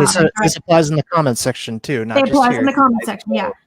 Directed at guests or audience. This does not include someone discussing these topics or expressing their own personal views. So we're basically trying to avoid personal attacks. We want to be able, like, I think this debate was great, and we are able to discuss these things without making it personal. So the next one, this one just more applies obviously to the show.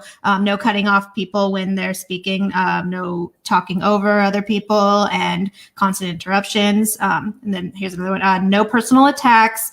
Attacking a person's physical appearance, lighthearted humor and jabs at each other are fine.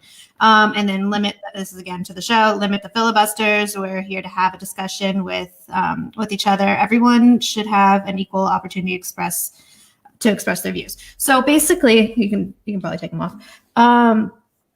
Basically, yeah, we are trying, we want to be able to have some controversial people on. And we know there's been a lot of stuff that's gone on, but we want to be able to have these discussions without making things so personal and without any kind of attacks. And it does go both ways. And some have there's a lot of history there. And I feel like maybe make it clear. I feel like we should have maybe a fresh start. No fresh. Listen, No. Listen, just hear me out. All right. There's no fresh start. Okay. Right? There's no fresh start. And I'm not apologetic for how this went. Okay. But let me extrapolate. Okay. Okay. That at first, and the host will confirm this, I came into a lion's cage. Yes. Okay. And what we were doing was not what we're doing right now. Correct. Okay. So the presuppositions that are there. We've heard the feedback. We respond to the feedback. Within that feedback loop, right, I'm able to introspectively see what I've done wrong, and others are able to introspectively see what they have done that's incorrect. So I'm not apologetic at all for how this went down. What I am willing to do is concede that we will follow these new rules, which is no personal attacks, and we will use politically correct language when we're on the show in order to debate politically incorrect issues. I'm not going to guarantee that that's not going to trigger people, because it will trigger people still. And what I say is that the liberals are the ones who will break the treaty, not us. The treaty. We will do everything in our power. And that's what it is. It's a treaty. It's an entreatment between two parties. And what the treaty says is that we're going to hold up our end, myself and Todd, and any other conservatives that come on here who are my people. They're going to hold up their end, or I'll deplatform them myself. But you damn well better make sure that applies to liberals. If they come on attacking kids, they come on attacking this, they come on attacking that. It's done. And if they don't apologize, they're deplatformed. Those are the rules going forward. Both parties entreat to those rules. I think they're totally fair. I can I tell you, I really appreciate that you just did that. And I think it's a great thing to have. So I'm all for it. Liberals fucking still. Well, like, I mean, and like also like when Justin also is saying, okay, that they're gonna have a warning. Some people that watch a show might not be watching right now, so if it's new to them, then we'll have to be able to inform them on what's going on. So I think that's like kind of while we're trying to just let everybody know what's going on. Now, there's one more thing I want to clarify for a gentleman out in the audience named Zeke. These panel portions that we have, we still debate inside these panel portions. They're called a panel portion so that the commentators can also chime in. Is that not correct? Yes, that's correct. Okay, that's correct. So then, Zeke, you owe me an apology. I'll accept it. That's what the panel portion of the show is, so that the commentators can chime in. What did he say? They call it a panel portion, but it's not really a panel. It's just debate 2.0, where they can also weigh in on the debate. Yeah. I just wanted to make that clear. So while they're debating, I try to be unbiased as possible with fact checks. I try to use like unbiased material, like Investopedia. It's not Democrat, it's not Republican. It's just a fact-based website. So that's what I was using tonight to do fact checks. Only you And fact Todd- check one side. Todd, No, I fact checked both sides. That's not true. hang on. I didn't hear Todd? you fact check Nathan Todd, one you're, time, you're but I was hang in the on. back. What's up? hang on. Todd, your word on it. The two of us, we're gonna I'm hold the gonna fucking, abide we're gonna by hold it. the line. I'm watching Lynn violate it right now, and it seems like nobody sees it in the comments. So Well, hang on. We I just need- we I just need my- entered in. Hang on. I We hear just you. entered in to this treaty. I am going I to. fully expect the progressive moderators to enforce it both ways, and we call it good. If Lynn is violating, I fully expect that you guys are going to put her on a nice timeout and tell her she either apologizes And or let me address one thing too. The cutting off isn't going to get you deplatformed. It's just the blatant disrespect to each other. That's the one thing that will get you kicked the off. meanness. Yeah, like the person making things so personal, basically. If you're cutting people off, those other rules apply. Like you're going to get a mute. We're going to mute Yeah. you for a few minutes, and that'll do. Well, It's just blatant that's just disrespect. on the show. Like the stuff, like because we do deal with stuff in the comments as well, and there will be rules that are going to apply to the comments. We got to stop with the personal attacks on all sides. We have to like have equally some- applied. yeah, I get that. Equally applied, Like yes. I get that. But I mean, also, like, there's going to be stuff like when you're talking about what is being said or like they're commenting that's not personal. That's like them just responding to the things that are said and they're going after that. When we're talking about personal attacks, it's, it's against their appearance or it's against, even just things they cannot change about themselves. I think that's what it is, It's not So- just that. They're not allowed to come for your kids. They're not allowed to Of come course, for your yeah, family no, of course. members. No family. Yeah, There- the family there- should be off limits. We'll add that to the rules. No okay? doxing. No doxing. And this is what the progressives have demanded. So Mhm. we will concede to the progressive I demands, appreciate that. but the progressives better damn well hold up their end, We will. because if they don't, they're a bunch of hypocritical sons of bitches and we're going to have a problem. So we'll hold up our end. Okay. You guys hold up your end. We call it fair and square across the Right. board. Now, even the communist laser fucking eyes over here, it has got to concede. And I only say that, I'm joking, right? And if you don't think so, I'll apologize right now. I'm obviously kidding, right, Nathan? Yeah. No, I've got to concede what? Sorry, I was. Blacked out a little. I said the communist laser eyes over here can at least concede that that's true. And obviously, I was kidding. Yeah, Can you reconcile that I was joking? No, I want you all deplatformed. Right, right. Well, the thing is that you do know that is a big thing, right? And so we're trying to walk the line the correct way, where there is no deplatforming. The conservatives are going to hold the line just like they do on the forum. They will hold the line because they know that the progressives generally will be the first to cross the line, and they will be the ones who are deplatformed. And I'm fine with that. So this is a That sounds restart. fair across the board. It's a But yeah, I restart, think- everybody. Exactly. Restart. I think a fresh start. Clean Let's slate. do Not that. a fresh start, because I No, refuse no, we to should. apologize with You what know, we're happened. not asking you to before. apologize. A fresh start doesn't mean you have to apologize. It means starting slate. now. Starting now. We need a fucking state mandated fresh start. That's what we need. Well, So- then, like I said, fascist Big Daddy's going to lay down some rules. I did. No. But It's gonna happen with it's gonna happen with the militias in. So I want to get in. Andrew, I have a question really quick for Andrew. Are we, because a lot of people have a hard time, separating the group from the show. So are you agreeing that this applies to your behavior in the group as well? Only if it applies to them in the group as well. Okay. And yeah, I know that you're not going to agree to that. So the thing is, we'll negotiate more on that No. one. there's no. It only applies equally, or it applies not at all. Right. And you know already that your progressives will violate right away. So you'll have to punt them. And you already know that's a bad idea. So only in the comments while we're doing the debates, and Okay. only here on live video, tell me Okay. why that's a bad idea. No, I think it's a great idea. I'm really, Right. really happy that Right. you Because I give you guys everything and we get nothing in exchange, which I'm fine with, No. because you guys will still violate. My people will not violate. I'll bring them on. They will not violate. And if they do, they'll apologize for the violation. But you better make goddamn sure your people do the exact Sure. same You thing. got it. or they're deplatformed, which means What do you mean by if one of these deplatformed? people comes on here and starts wrecking one of my guys, Right. right? They better apologize or they're deplatformed. That's the treaty, and we agree to that. Yeah.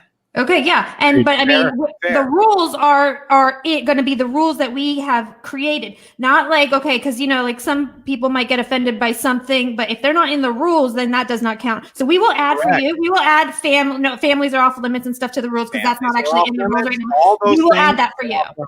across the board. Even My in the people, generic sense. my people shall. They will abide, and if you deplatform them, guess what they're going to hear? That's what you get for being a fuck. Okay, and we That's have what you get for being a fuck. But it better damn well Equally applied. into if somebody attacks me or it attacks one of my people, that's it for them. You got it. Right? And so we will. Now let's clarify. Let's clarify two things. I'm Okay. sorry, I don't mean to cut you off, but I just want to clarify. Okay. Okay. Yes, Pete, my guys. What I mean is people that come from my platform. You may not know that that exists because you weren't here at the beginning of the show. But in any case, all that aside, they will uphold the law because that's what we conservatives do. We uphold the law. But Okay. back to where we're at with you. This does not include things that are considered microaggressions because we don't know what those are. Right. Those don't include things that are not blatantly racism, but may be construed as racism or dog whistles because we don't know what those are. Right. And you know what I think is a good idea? I know what I think is a good idea is like if we see something like that, because I agree that a lot of times maybe you don't even know like that you're saying something that is, and so once we actually say, okay, like this is some like I don't agree necessarily. I think a warning first. What your guys what you're doing, don't do it on again. what includes being racist. For instance, the guest last night made some valid points, but some of the points he didn't make that were valid is, well, Andrew throws out numbers. No, fuck that. You're not gonna hit me with it's racist to throw out numbers. We're not doing that game. So the it better be the N-word or it better be something racist that we can all agree is racist or no dice. It can't be some kind of microaggression bullshit. I mean, people are going to argue this is a political I get it, podcast. and that's why it's going to come down to your balls, Justin, and your Yeah, balls. no, say, I got some grande huevos. I'm good. We have an accord. If my people violate, you know damn well me and Todd are going to fuck them up. If my people don't violate and your people don't violate, we don't got a problem. That seems fair across the board. Yeah.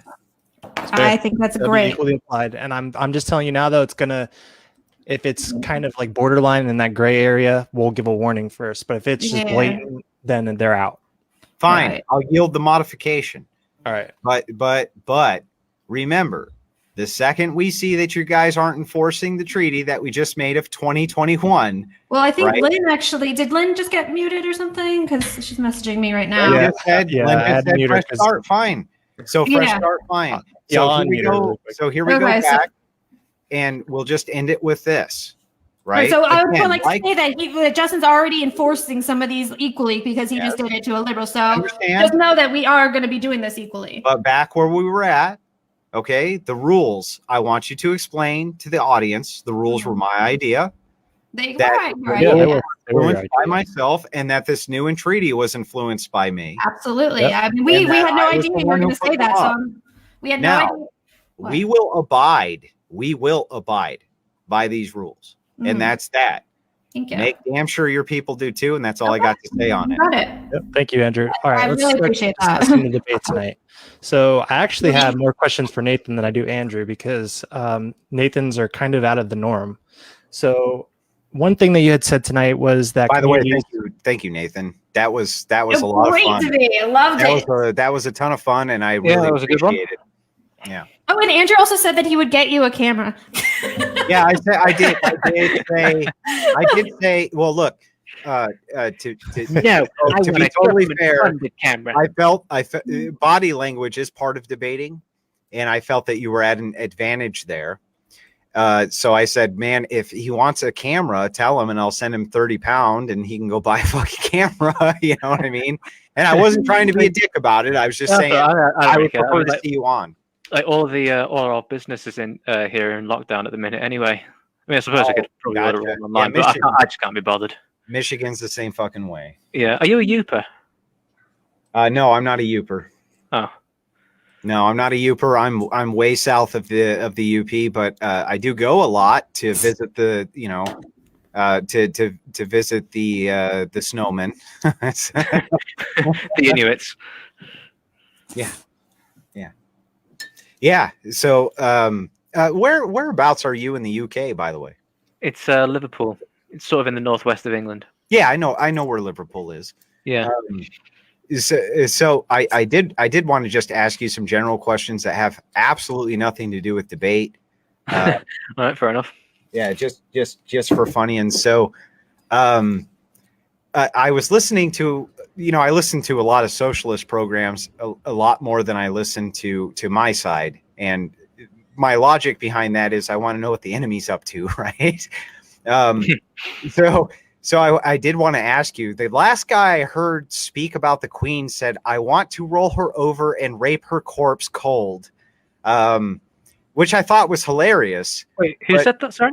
It was a program that I was listening to. I think. Oh, right. Yeah, got it. I think it was called The Fucking News, and it was by a Scottish gentleman, and it was really funny. But anyway, he hated the monarchy that was there in the UK. Yeah, if he's Scottish, that does not surprise me. Right. Well, the monarchy in the UK, if I understand this correctly, made all of its money off of land. Is that right? I'm not entirely certain, to be honest. I mean, I'm pretty sure like it all sort of the royal family sort of.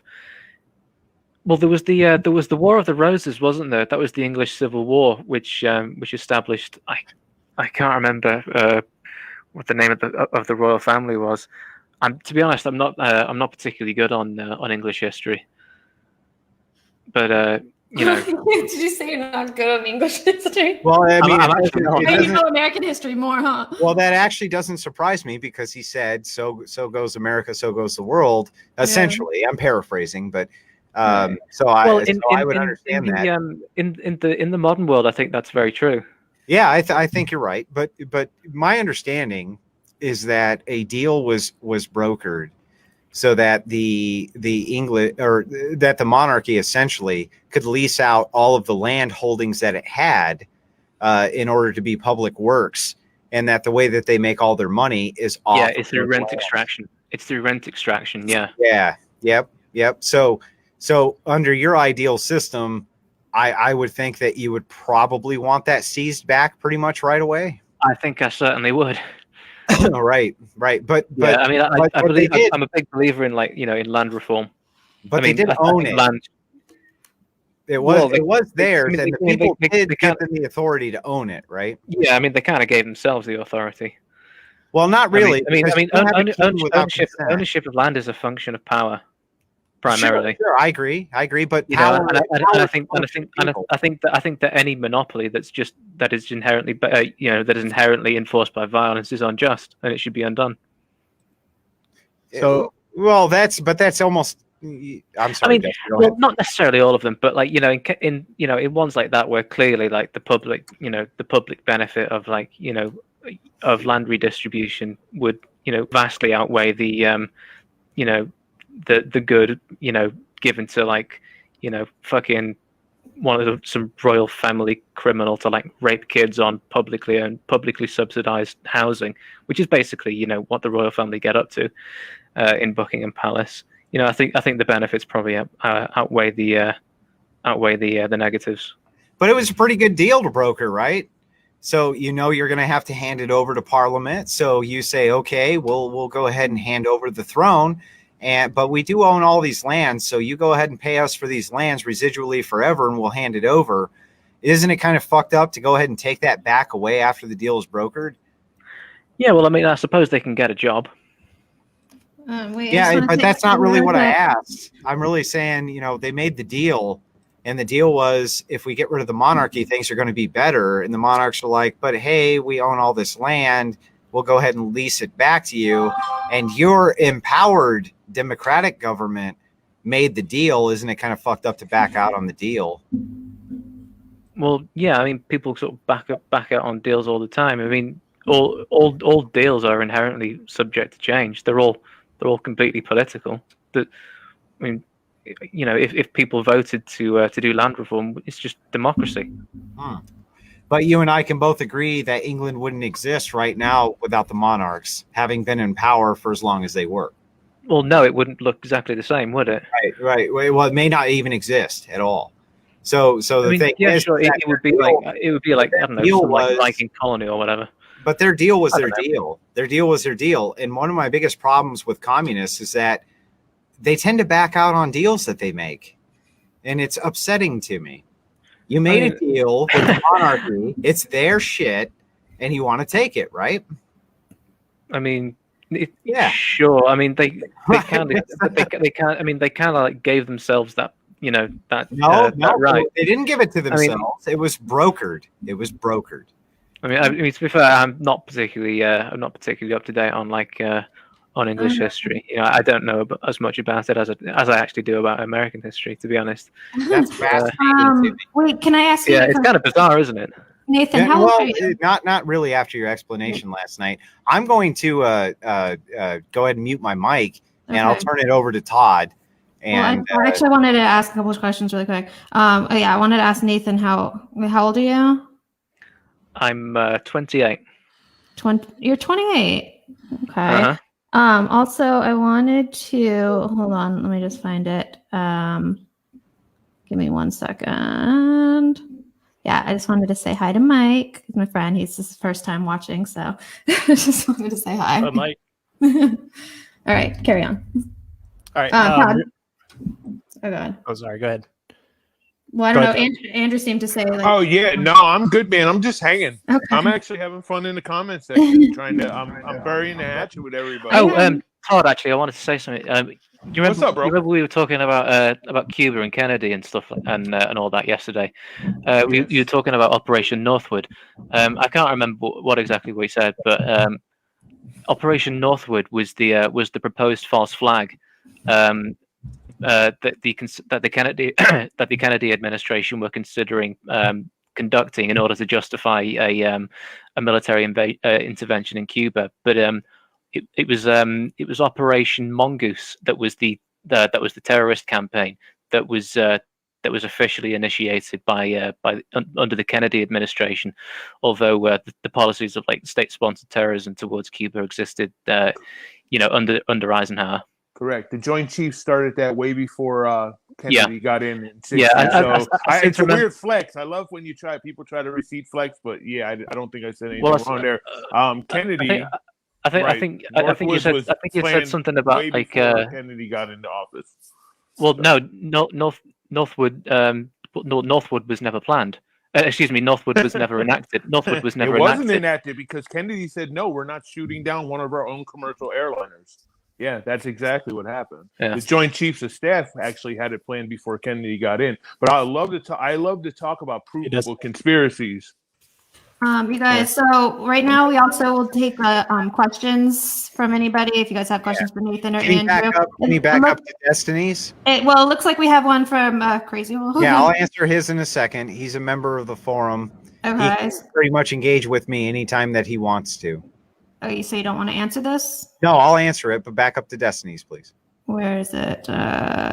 Or maybe it's forward. Hello to you too, Destiny. Now you can back up. Question.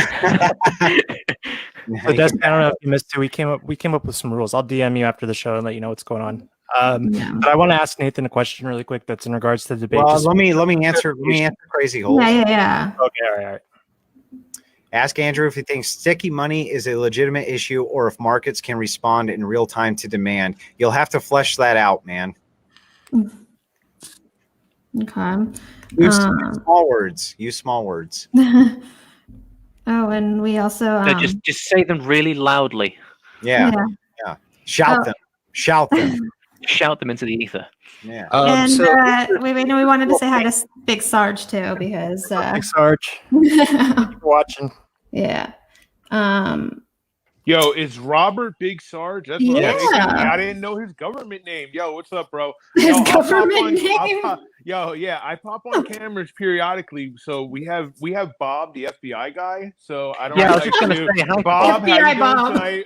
FBI, Mr. Bob Smith, our FBI agent who monitors. So I periodically, and I probably will. I might not do it tonight because now everybody's looking for it. But next time I see you, man, I'll just pop on camera real quick. I don't talk on camera.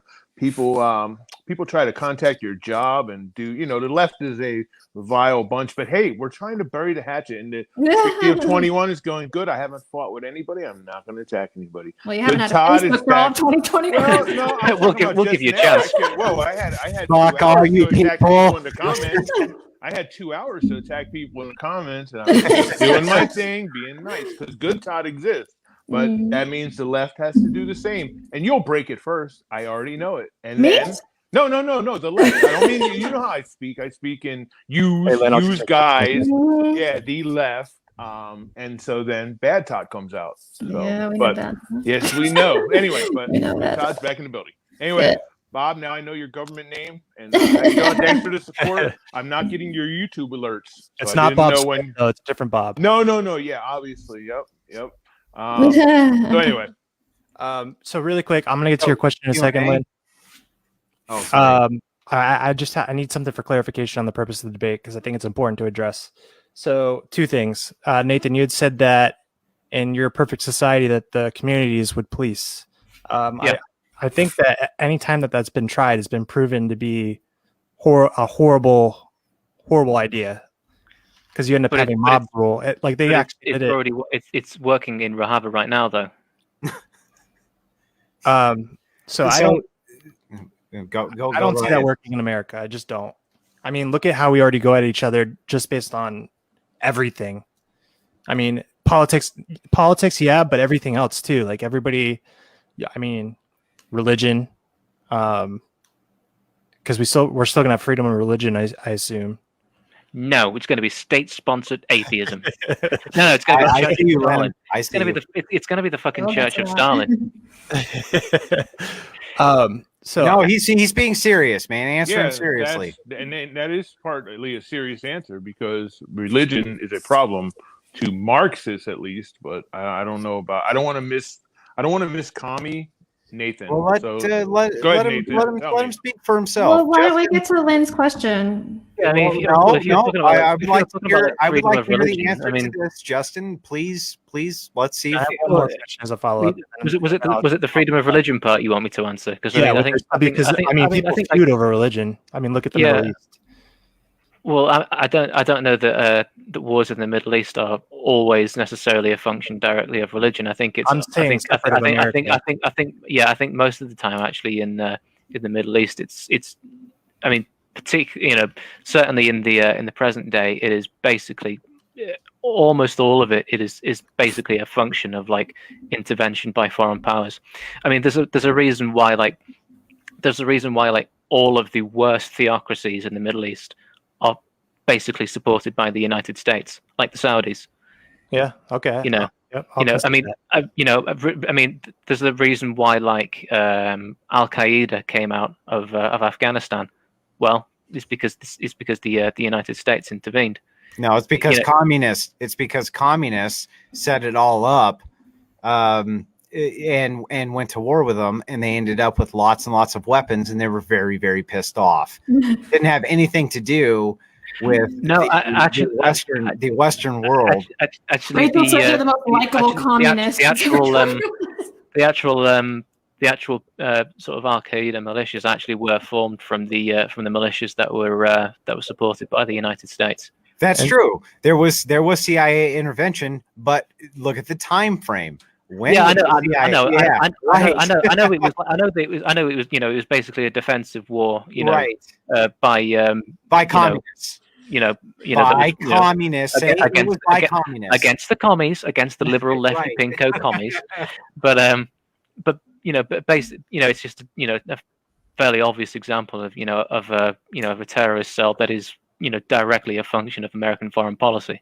Directly a function of American policy. They wouldn't have existed without what you just admitted was a communist war in their area for territory. Yes. Yeah, but it doesn't mean that. Yeah, I think it does mean.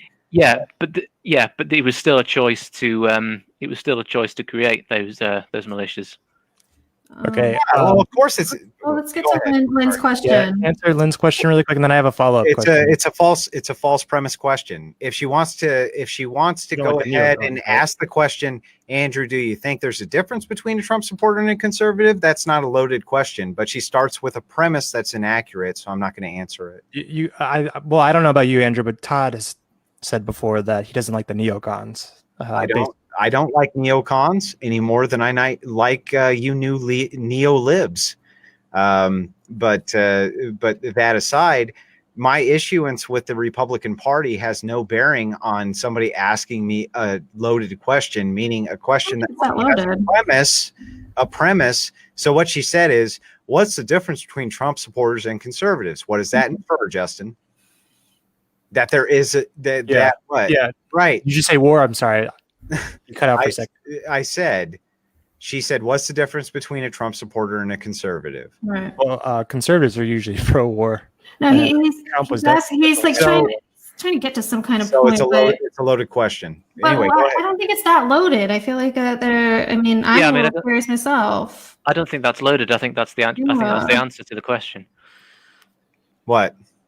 Well, it's not a loaded question to ask that. Yeah, I don't think it's a loaded question. Does it start with a presupposition?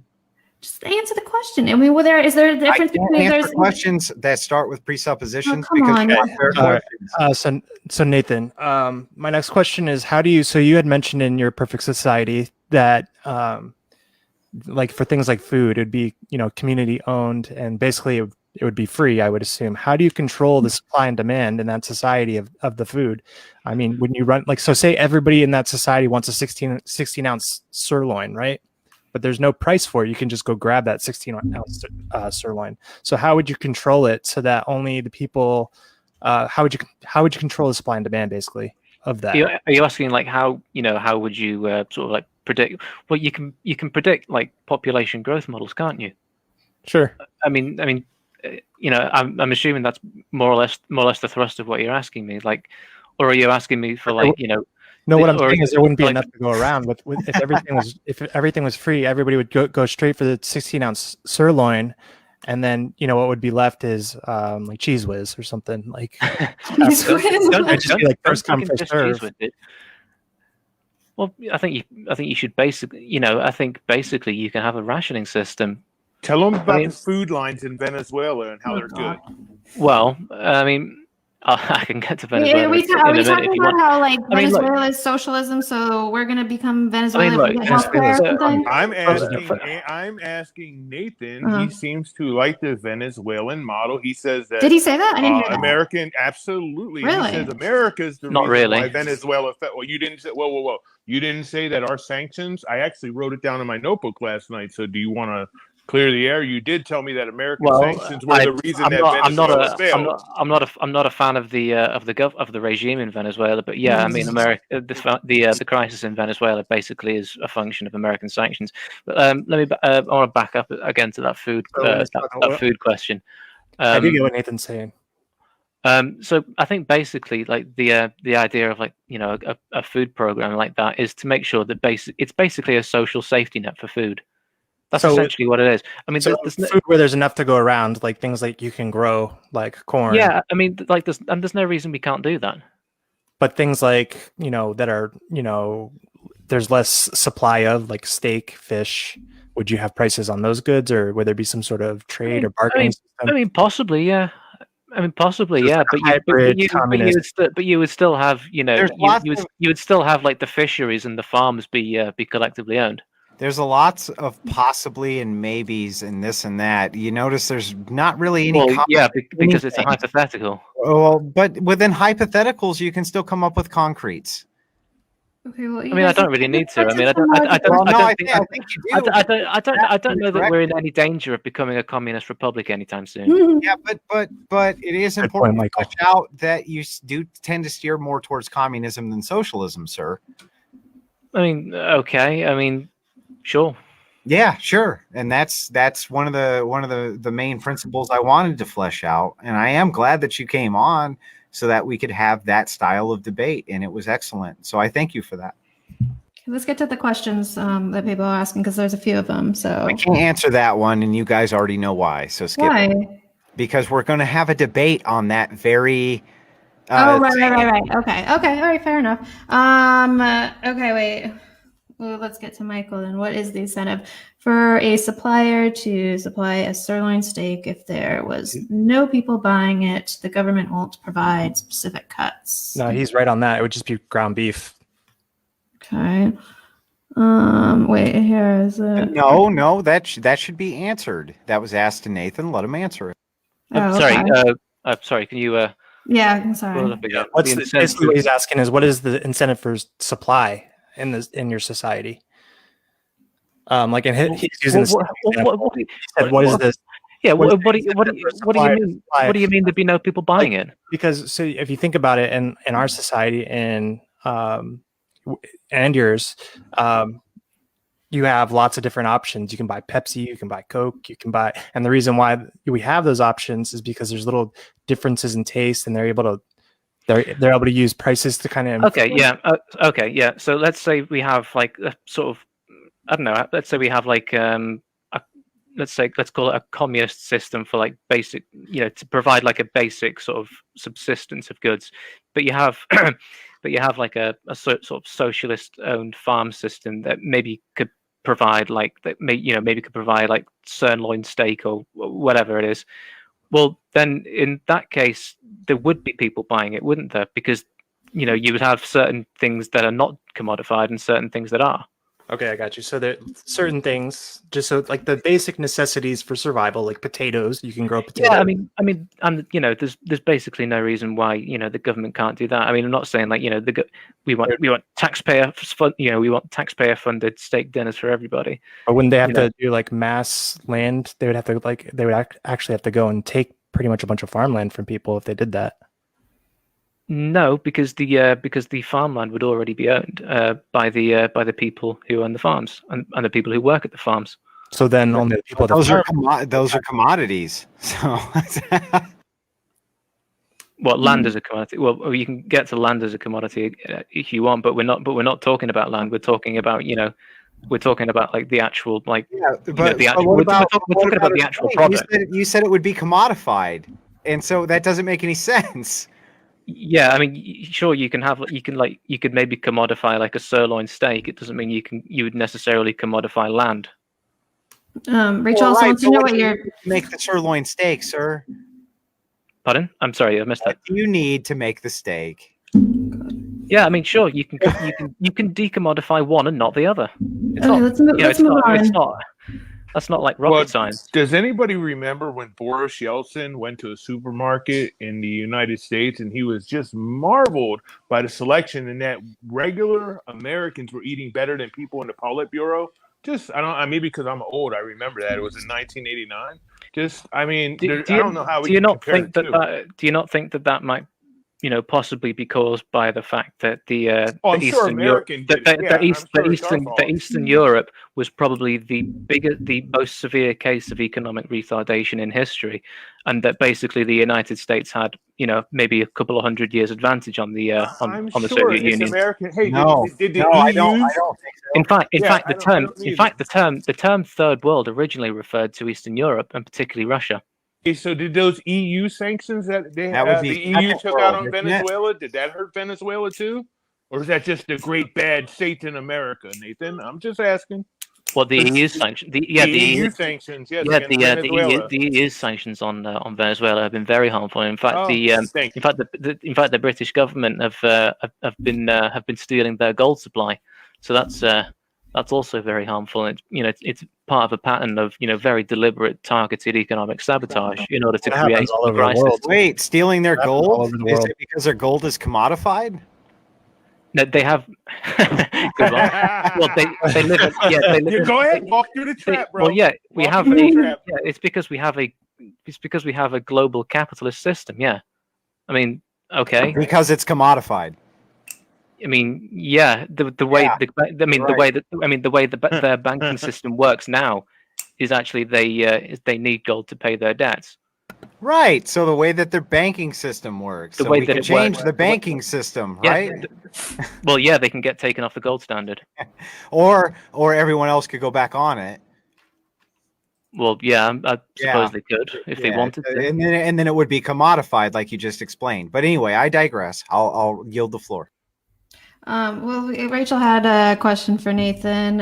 She wants to know your favorite British rock band. That's a hard one. He's stumped. That's a hard one. Beatles. Well, they're not a rock band.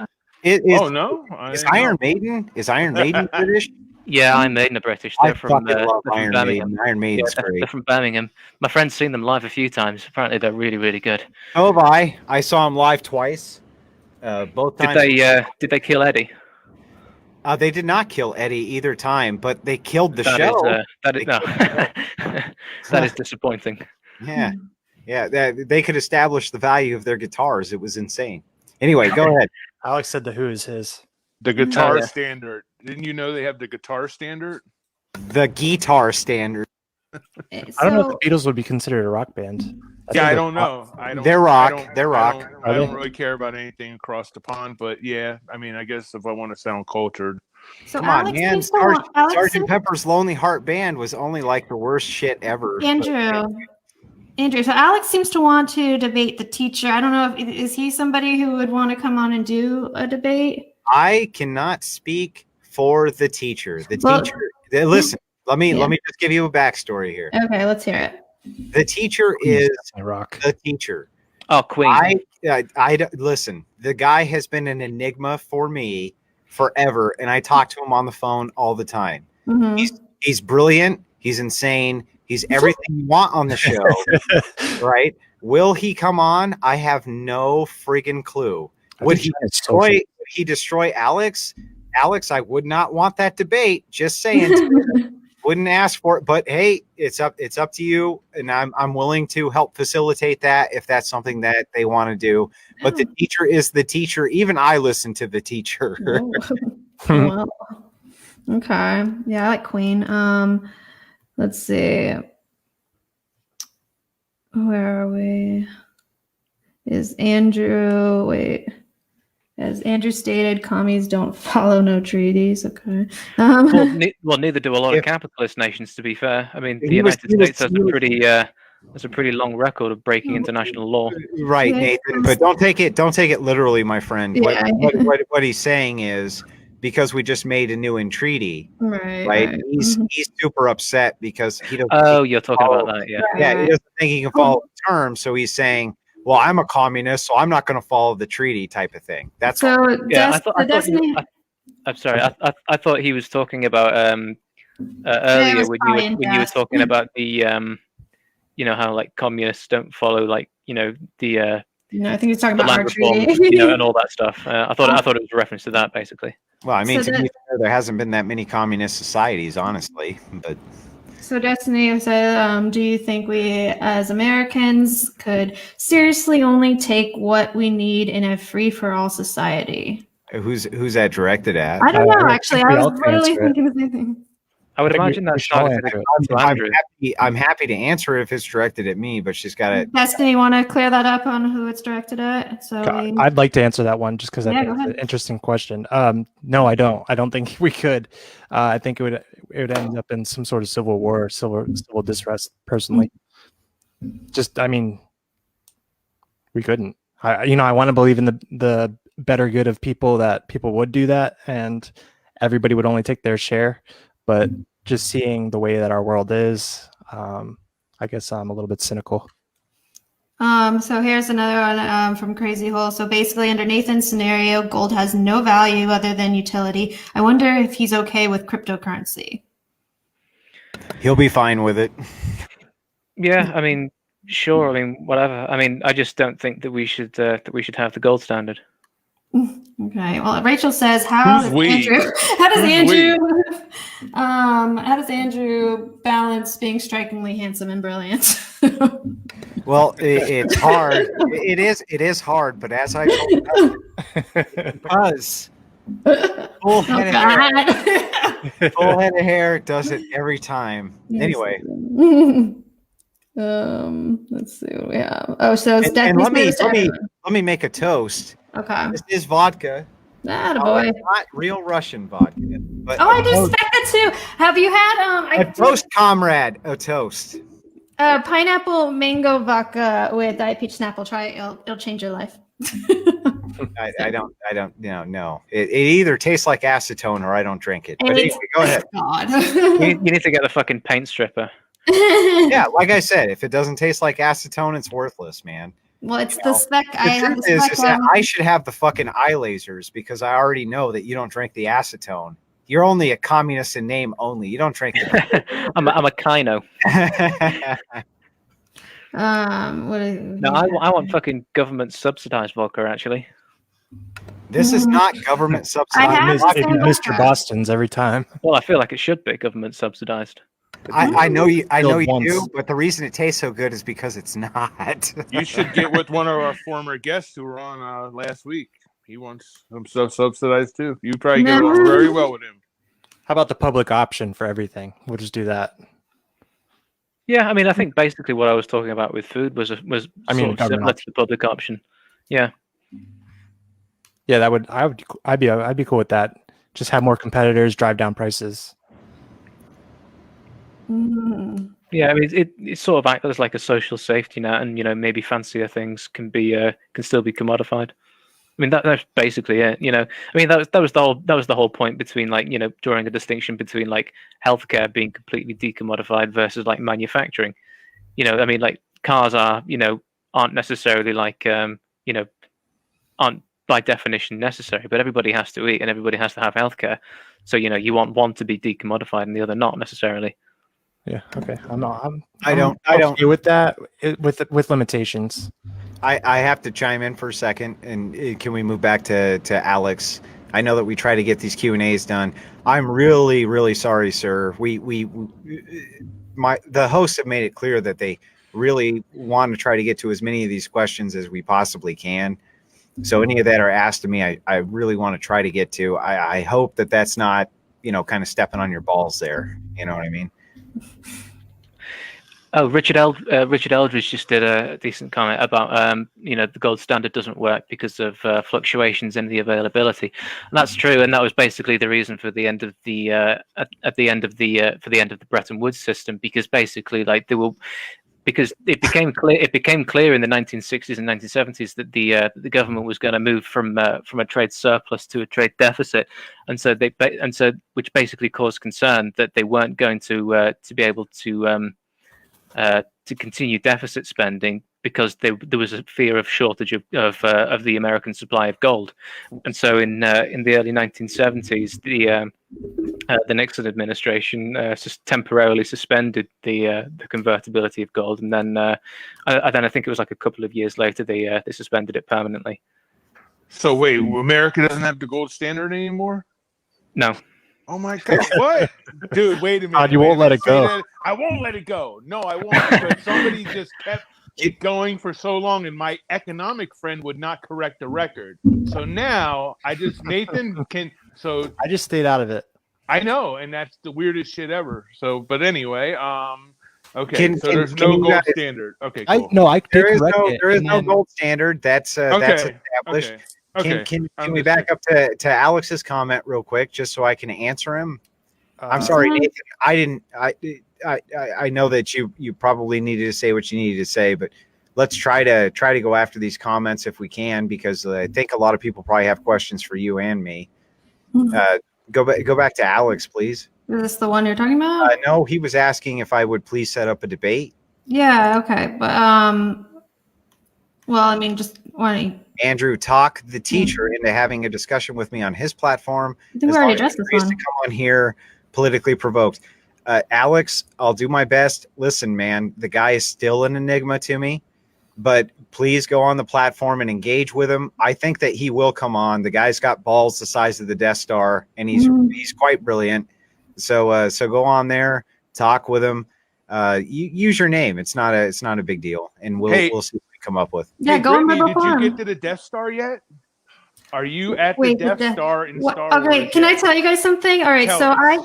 I watched episodes 1 through 3, and Nick told me to watch the Rogue what's it One. called? The Rogue One, and I think that was the worst advice ever because I completely like blacked out during it. I don't know what's happening. I got like maybe 40 minutes in. I'm gonna have to pause it and just go to episode 4 because Go to episode 4. yeah, I don't know what. I mean, he's You like the can worst circle back to guru Rogue ever. One. Nah, he's good. He Rogue knows One was about for it, like but- fans, like that. yeah. you know, I but- need to know what's happening. I don't get it. What's I happening. think you do need to go to 4, 5, 6 at least. Yeah. Then circle back to Rogue One and 7, 8, 9. Anyway, I was just wondering if you know what the Death Star is yet. No, I don't think Okay. so. All right. It was a very big government funded program. Right. Richard, the U.S. did not abolish the gold standard in 33. I think it was in the late 70s. I don't remember the exact date. Well, they- 72, Bretton Woods, I think. They also suspended the gold standard during the Great Depression. Look up the Gold Buyback Act, Justin. Look up the Gold Buyback Act. Okay. That was under FDR. Okay. And that's where wheelbarrows of cash come in. You should also Google that picture of literal wheelbarrows of cash. It'll be good for you young bucks to see. The Germans in the 1930s hadn't been on the gold standard. I'm not talking about Germany, Ah. Nathan. I'm talking about right here in the U.S. of A. I don't worry about what you do across the pond. Remember, I'm a And that's nationalist. maybe Nathan, that's one of the reasons they had such a problem, because most of their gold was being stolen by the French at gunpoint. Yeah, I mean the war debt from World War One was a major factor in the hyperinflation. Yeah. And because it was debt, because it was debt that was owed in a foreign currency. That it was the problem. wasn't. It was because they held them at gunpoint and made them work the mines at gunpoint. And when they decided not to, the French came in actually to put it down. Is that not correct? That was the occupation in 22 or 23, or wasn't Yes. So what? Yeah, I mean, Yeah. but So they weren't able to have a sovereign currency. well, they did have their own sovereign currency, but the fact, No, but they they, had no value. their debt, but their foreign debt was denominated not in their sovereign currency. So why did the French want the gold instead of their currency? I wonder. Why did Well, force because them to work the mines to get out the gold and the silver and all the precious metals at gunpoint rather than their currency. Is it because their currency wasn't worth anything? well, the German currency wasn't worth anything to the Right. French, but the debt was owed in a foreign currency. Well, right, but they paid but the French forced them to work the mines for them. Yes. Yeah, but the hyperinflation was caused by the debt in the first place. Well, but the debt was incurred by the Treaty of Versailles. Yeah, I know. Yeah. So Yeah, the thing is that yeah. I mean, without the reason for the hyperinflation was the fact that they had the debts denominated in a foreign currency, and that's why they had to do that. but the French still wanted value in precious metals. You don't find that interesting? I mean, yeah, people I mean, sure, they can, Because they can demand that they pay them back by working in the mines. But the fact is, their debt. at gunpoint. I mean, yeah, it was, yeah. Yeah, it was at gunpoint. But anyway, go ahead. So really quick, we had a question from Crazy Hole, and I think I can address this one really quick. He said, "How did it take 2 hours before Bretton Woods got brought up in the debate?" Yeah, I know. Well, we were talking about like deficit spending, really. Yeah, deficit spending. That's what I was going to say. It wasn't really. Yeah, the only reason the gold standard and that came up is because for the last 6 weeks, I've had somebody who's literally telling me that the U.S. is still on the gold standard. So that was just a troll on my behalf. We talked about the gold standard because it's one of the reasons, it's one of the ways that that they that one of the inhibitors to the government printing money, which is why it was suspended in the 30s. And go ahead. I'm sorry. Can I give a shout out to Crazy Hole? Thanks for coming on tonight and commenting. Whatever pin thread you want, you just let me know, my friend. Go ahead. Yeah, thank you, Crazy Hole. Rachel wants to debate somebody on guns. She's pro guns. So anybody that kind of not necessarily anti guns, but I think she's very pro guns. Looks like she already got a taker from Alex. I Okay, will debate her on fire guns. That's my specialty. No, Is fire So guns. Rachel, not and in. fire I think guns. Alex and Rachel would be a great debate on guns. Actually, I think we should set that up. Let's Okay, set that up. I think that should be a 3-person debate because I think Alex is a little bit of a moderate. Correct me if I'm wrong, Alex. Oh yeah, you're Well, right. then a 2-person debate is perfect. I'd like to have somebody on there that's completely anti-gun too. Me. But I've had Yeah, this Brittany. debate. There you go. Brittany can join in on that debate. That'd be a good one. Chime in. Okay, so we are over the 2. I don't know if you guys want to do another 10 minutes or you want to close this down or. Yeah, Let's try to take as many questions as we possibly can from the Yes, audience. Nathan. I'll be 1 second. Okay, we miss you already. I'm sorry. To answer that question, I actually don't know. Let's try.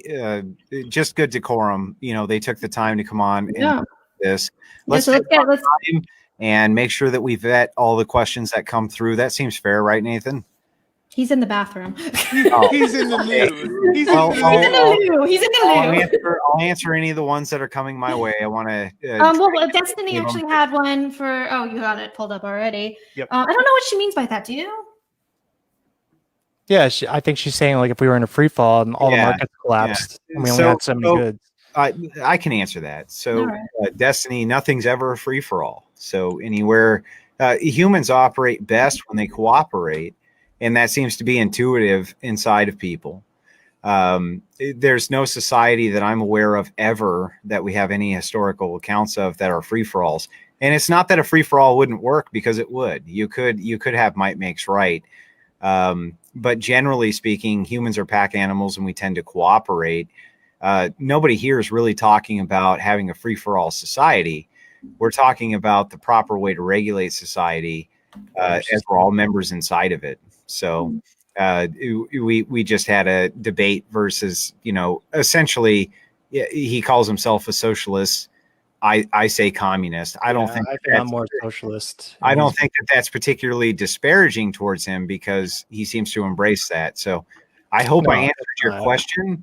If you have a follow-up there, I'm happy to answer it. So thanks. Isn't our military basically a bunch of communists? No, they're not. No. That's No. socialism. That's socialism. There's a difference. No, That- I don't know. Not the way they're not phrasing even, it. they're not even actually socialists. So they're They're rendering definitely socialist. Technically not. Rendering They a work on service socialist exchange. principles. right. They're rendering a service in exchange for a wage, and the people who want to have a military. Now, we can get into an entire military discussion, but And plus, we have a volunteer military in this country. but on that so- point, you volunteer, and the people tend to seem to want to fund it, even on the progressive side. So we're pyramid no, built by the- aliens. They they're built by- absolutely were. Baba Booey, Baba Booey. and Jewish Justin, slaves. you know that Nathan is definitely a commie from our off-air comments. Yeah, no, he's a few months definitely- ago. So Yeah. but whether he'll admit it, I'm pretty or not, close. I mean, and I'm we had always this. pretty I don't close, he wanna- I don't says. want to put your business out there when we had a private conversation off air, but yeah, you're. I have yet to find someone as far on that spectrum yet. So you are the You don't And think all- well, I'm proud of that. Maria was he's probably further left than Nathan? And Well, thank you for coming on and espousing those beliefs, sir. yeah, without putting him out there, but yeah, his that's why if those two got together, it'd be like, whoa, they would be like, yeah, I mean, Super Bowl tickets for everybody. It'd We're be, all it'd be, going to the it, Super well, it would Bowl. be like Yeah, Lennon exactly. Stalin 2.0, wouldn't it? So I think like personally where I stand on I'll concede some points to conservatives like when it comes to economics, but social issues I'm definitely socialist. Just to clarify for the audience. Goddamn commie. Yeah. Do I have to apologize now? I you're violated good. the You're good. rules. Okay, It's so, good humor. so that's considered a Written good natured apology. jab, right? Right. Yes. Yeah. No, we need a 10 fucking page, at least 8,000 word apology. But Lots what of about the troubling. environment? What about the pages? Shouldn't we watch the paper? 10 pages. This seems too much of an economic Maybe eco you could write it on a footprint. document. We're You, good. you could write it on a computer like a normal person. Good. So You can. Rachel 10 wants to pages. Rachel also wants to debate a pro feminist man. So anybody that's wanting to do that, Justin. let us Yeah. let us know. I can chime in on it, but I think somebody, the debate should be somebody else. I'll, from the find, audience. I'll set that up. I'll find That's somebody. true. about That's true. that. That's true. Okay, so yeah, we're gonna have to get through whatever questions you guys have left. put them in now because we're going to be closing this down soon. So I want to ask Andrew a question actually. yeah. So I want to talk about about about tendencies towards monopoly. So let's say you have a system in which you have competing institutions that compete against one another and that are owned by, and let's say everybody has their own little fiefdom, right? Their own sort of individual fiefdom, and they compete against each other in the business sphere. When somebody wins, will they not inevitably try to capitalize on that position and try to monopolize? And secondly, if they're not forced if they're not driven to compete against one another, will they not tend to monopolize? I'm sorry. Go ahead. I think that was it. Yeah, that was the question. Well, to answer your question, yes to both, but I don't know exactly what that has to do with anything. Okay, fair enough. Okay. I think. The point was that when somebody gains a sort of relative advantage in the market, will they not immediately try to monopolize their position? Yeah, but other people will immediately try to dethrone their position too. Doesn't the state do the same thing? But you see, the thing is, the difference between the reason that it will work and it will lead to a monopoly is because they already have won. And they've already if the government no, not necessarily. Yeah, only there's no monopoly I can think of that was not government instituted in the United States going all the way back to Rockefeller Standard Oil. I can't think of one. And there has been monopolies, and that's why we have antitrust laws. I'm talking about like in like a sort of abstract sense. In let's say we have the absence of a state. Oh yeah, but we've never had the absence of a state. You could have a tribal lord, and that's the state, according to how you presuppose the state. And remember, in America, it's not illegal to have monopoly. It's just illegal to try to keep your monopoly. So you can. That's not really true. I mean, starting with the Reagan administration, they basically sort of started. They basically stopped enforcing certain kinds of anti-monopoly laws, as long as it wouldn't lead to an increase in consumer prices. Right, but that's a whole. Wait, guys. This is a whole different debate. Let's just try to focus on those comments. All right. Thank you, but thank you, Nathan. I mean, thank you very much. We'll have to do it again, but I think we should start closing this down. Let's get to the comments. I don't know if there's too many more.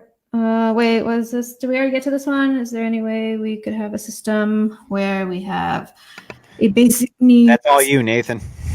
Basic needs provided via tax in America, like basic house, food, education, and healthcare.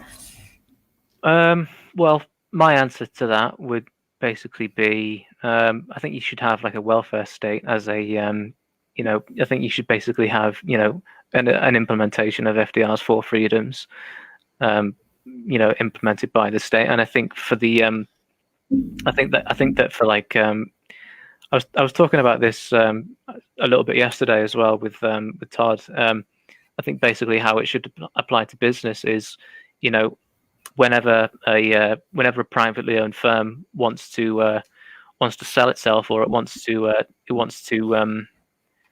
sort of go overseas or whatever, they have to offer their workers the right of first refusal. And if the workers want to buy the business to collectively own it, the government will lend them the money. And that was actually on the policy platform of Jeremy Corbyn in the last election here. Okay. All right. Well, it doesn't look like we're having too many more questions coming in, so let's probably close this down a little bit over. Thanks everybody for your time. I sure appreciate it. We have a treaty. Don't break it. Yeah. Yes, because Love it. if you violate the treaty, then me being the CIA Yeah. is You going are to the go platform. rogue on you guys. I am Oh. going to go rogue So and rain down fire and brimstone on any treaty breaker. So remember the Treaty of 21. Got it. people. Love it. I'm So loving the here's treaty. the deal with the treaty. Treaty though. of 21, baby. It's on them if they break the treaty.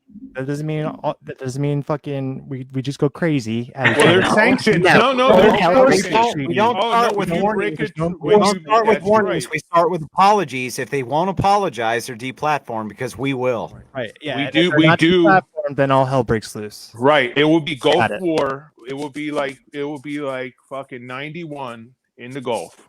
Okay. We will be coming for Saddam. Okay. All right. And like what Andrew did earlier, that's like a lighthearted jab. That's Yeah, but yeah, it might yeah. get lost in text. So just do that if you're on Fuck the you, phone. Justin. So it's just like blatant disrespect. That's what Yeah. that's what we're trying to stop. Well, Okay. we'll abide. You make sure you hold your end. We already gone through this, Todd. We're good. They already agreed. We're gonna keep it fair across the board. They keep it fair across the board, or there's hell to pay. We We got it. got it. All right. Love it. Loving it. A Let's do it. coalition of the willing. A coalition Okay. of the willing. All right. So close us down, Justin. Thanks for watching, everybody. We'll be on again, I believe, on Wednesday. Like and so yeah, subscribe and out there. share. Yeah, And subscribe if everybody- you Oh, sorry. Yeah, make sure you subscribe. And everybody from liberalforum.org, thank you for coming on. It's been really good. It's been really good. I've really enjoyed these debates. So it's great. It's great content. So yeah, thank you. Mhm. And with that, I'm out, or we're out. I bet those glasses make you see better.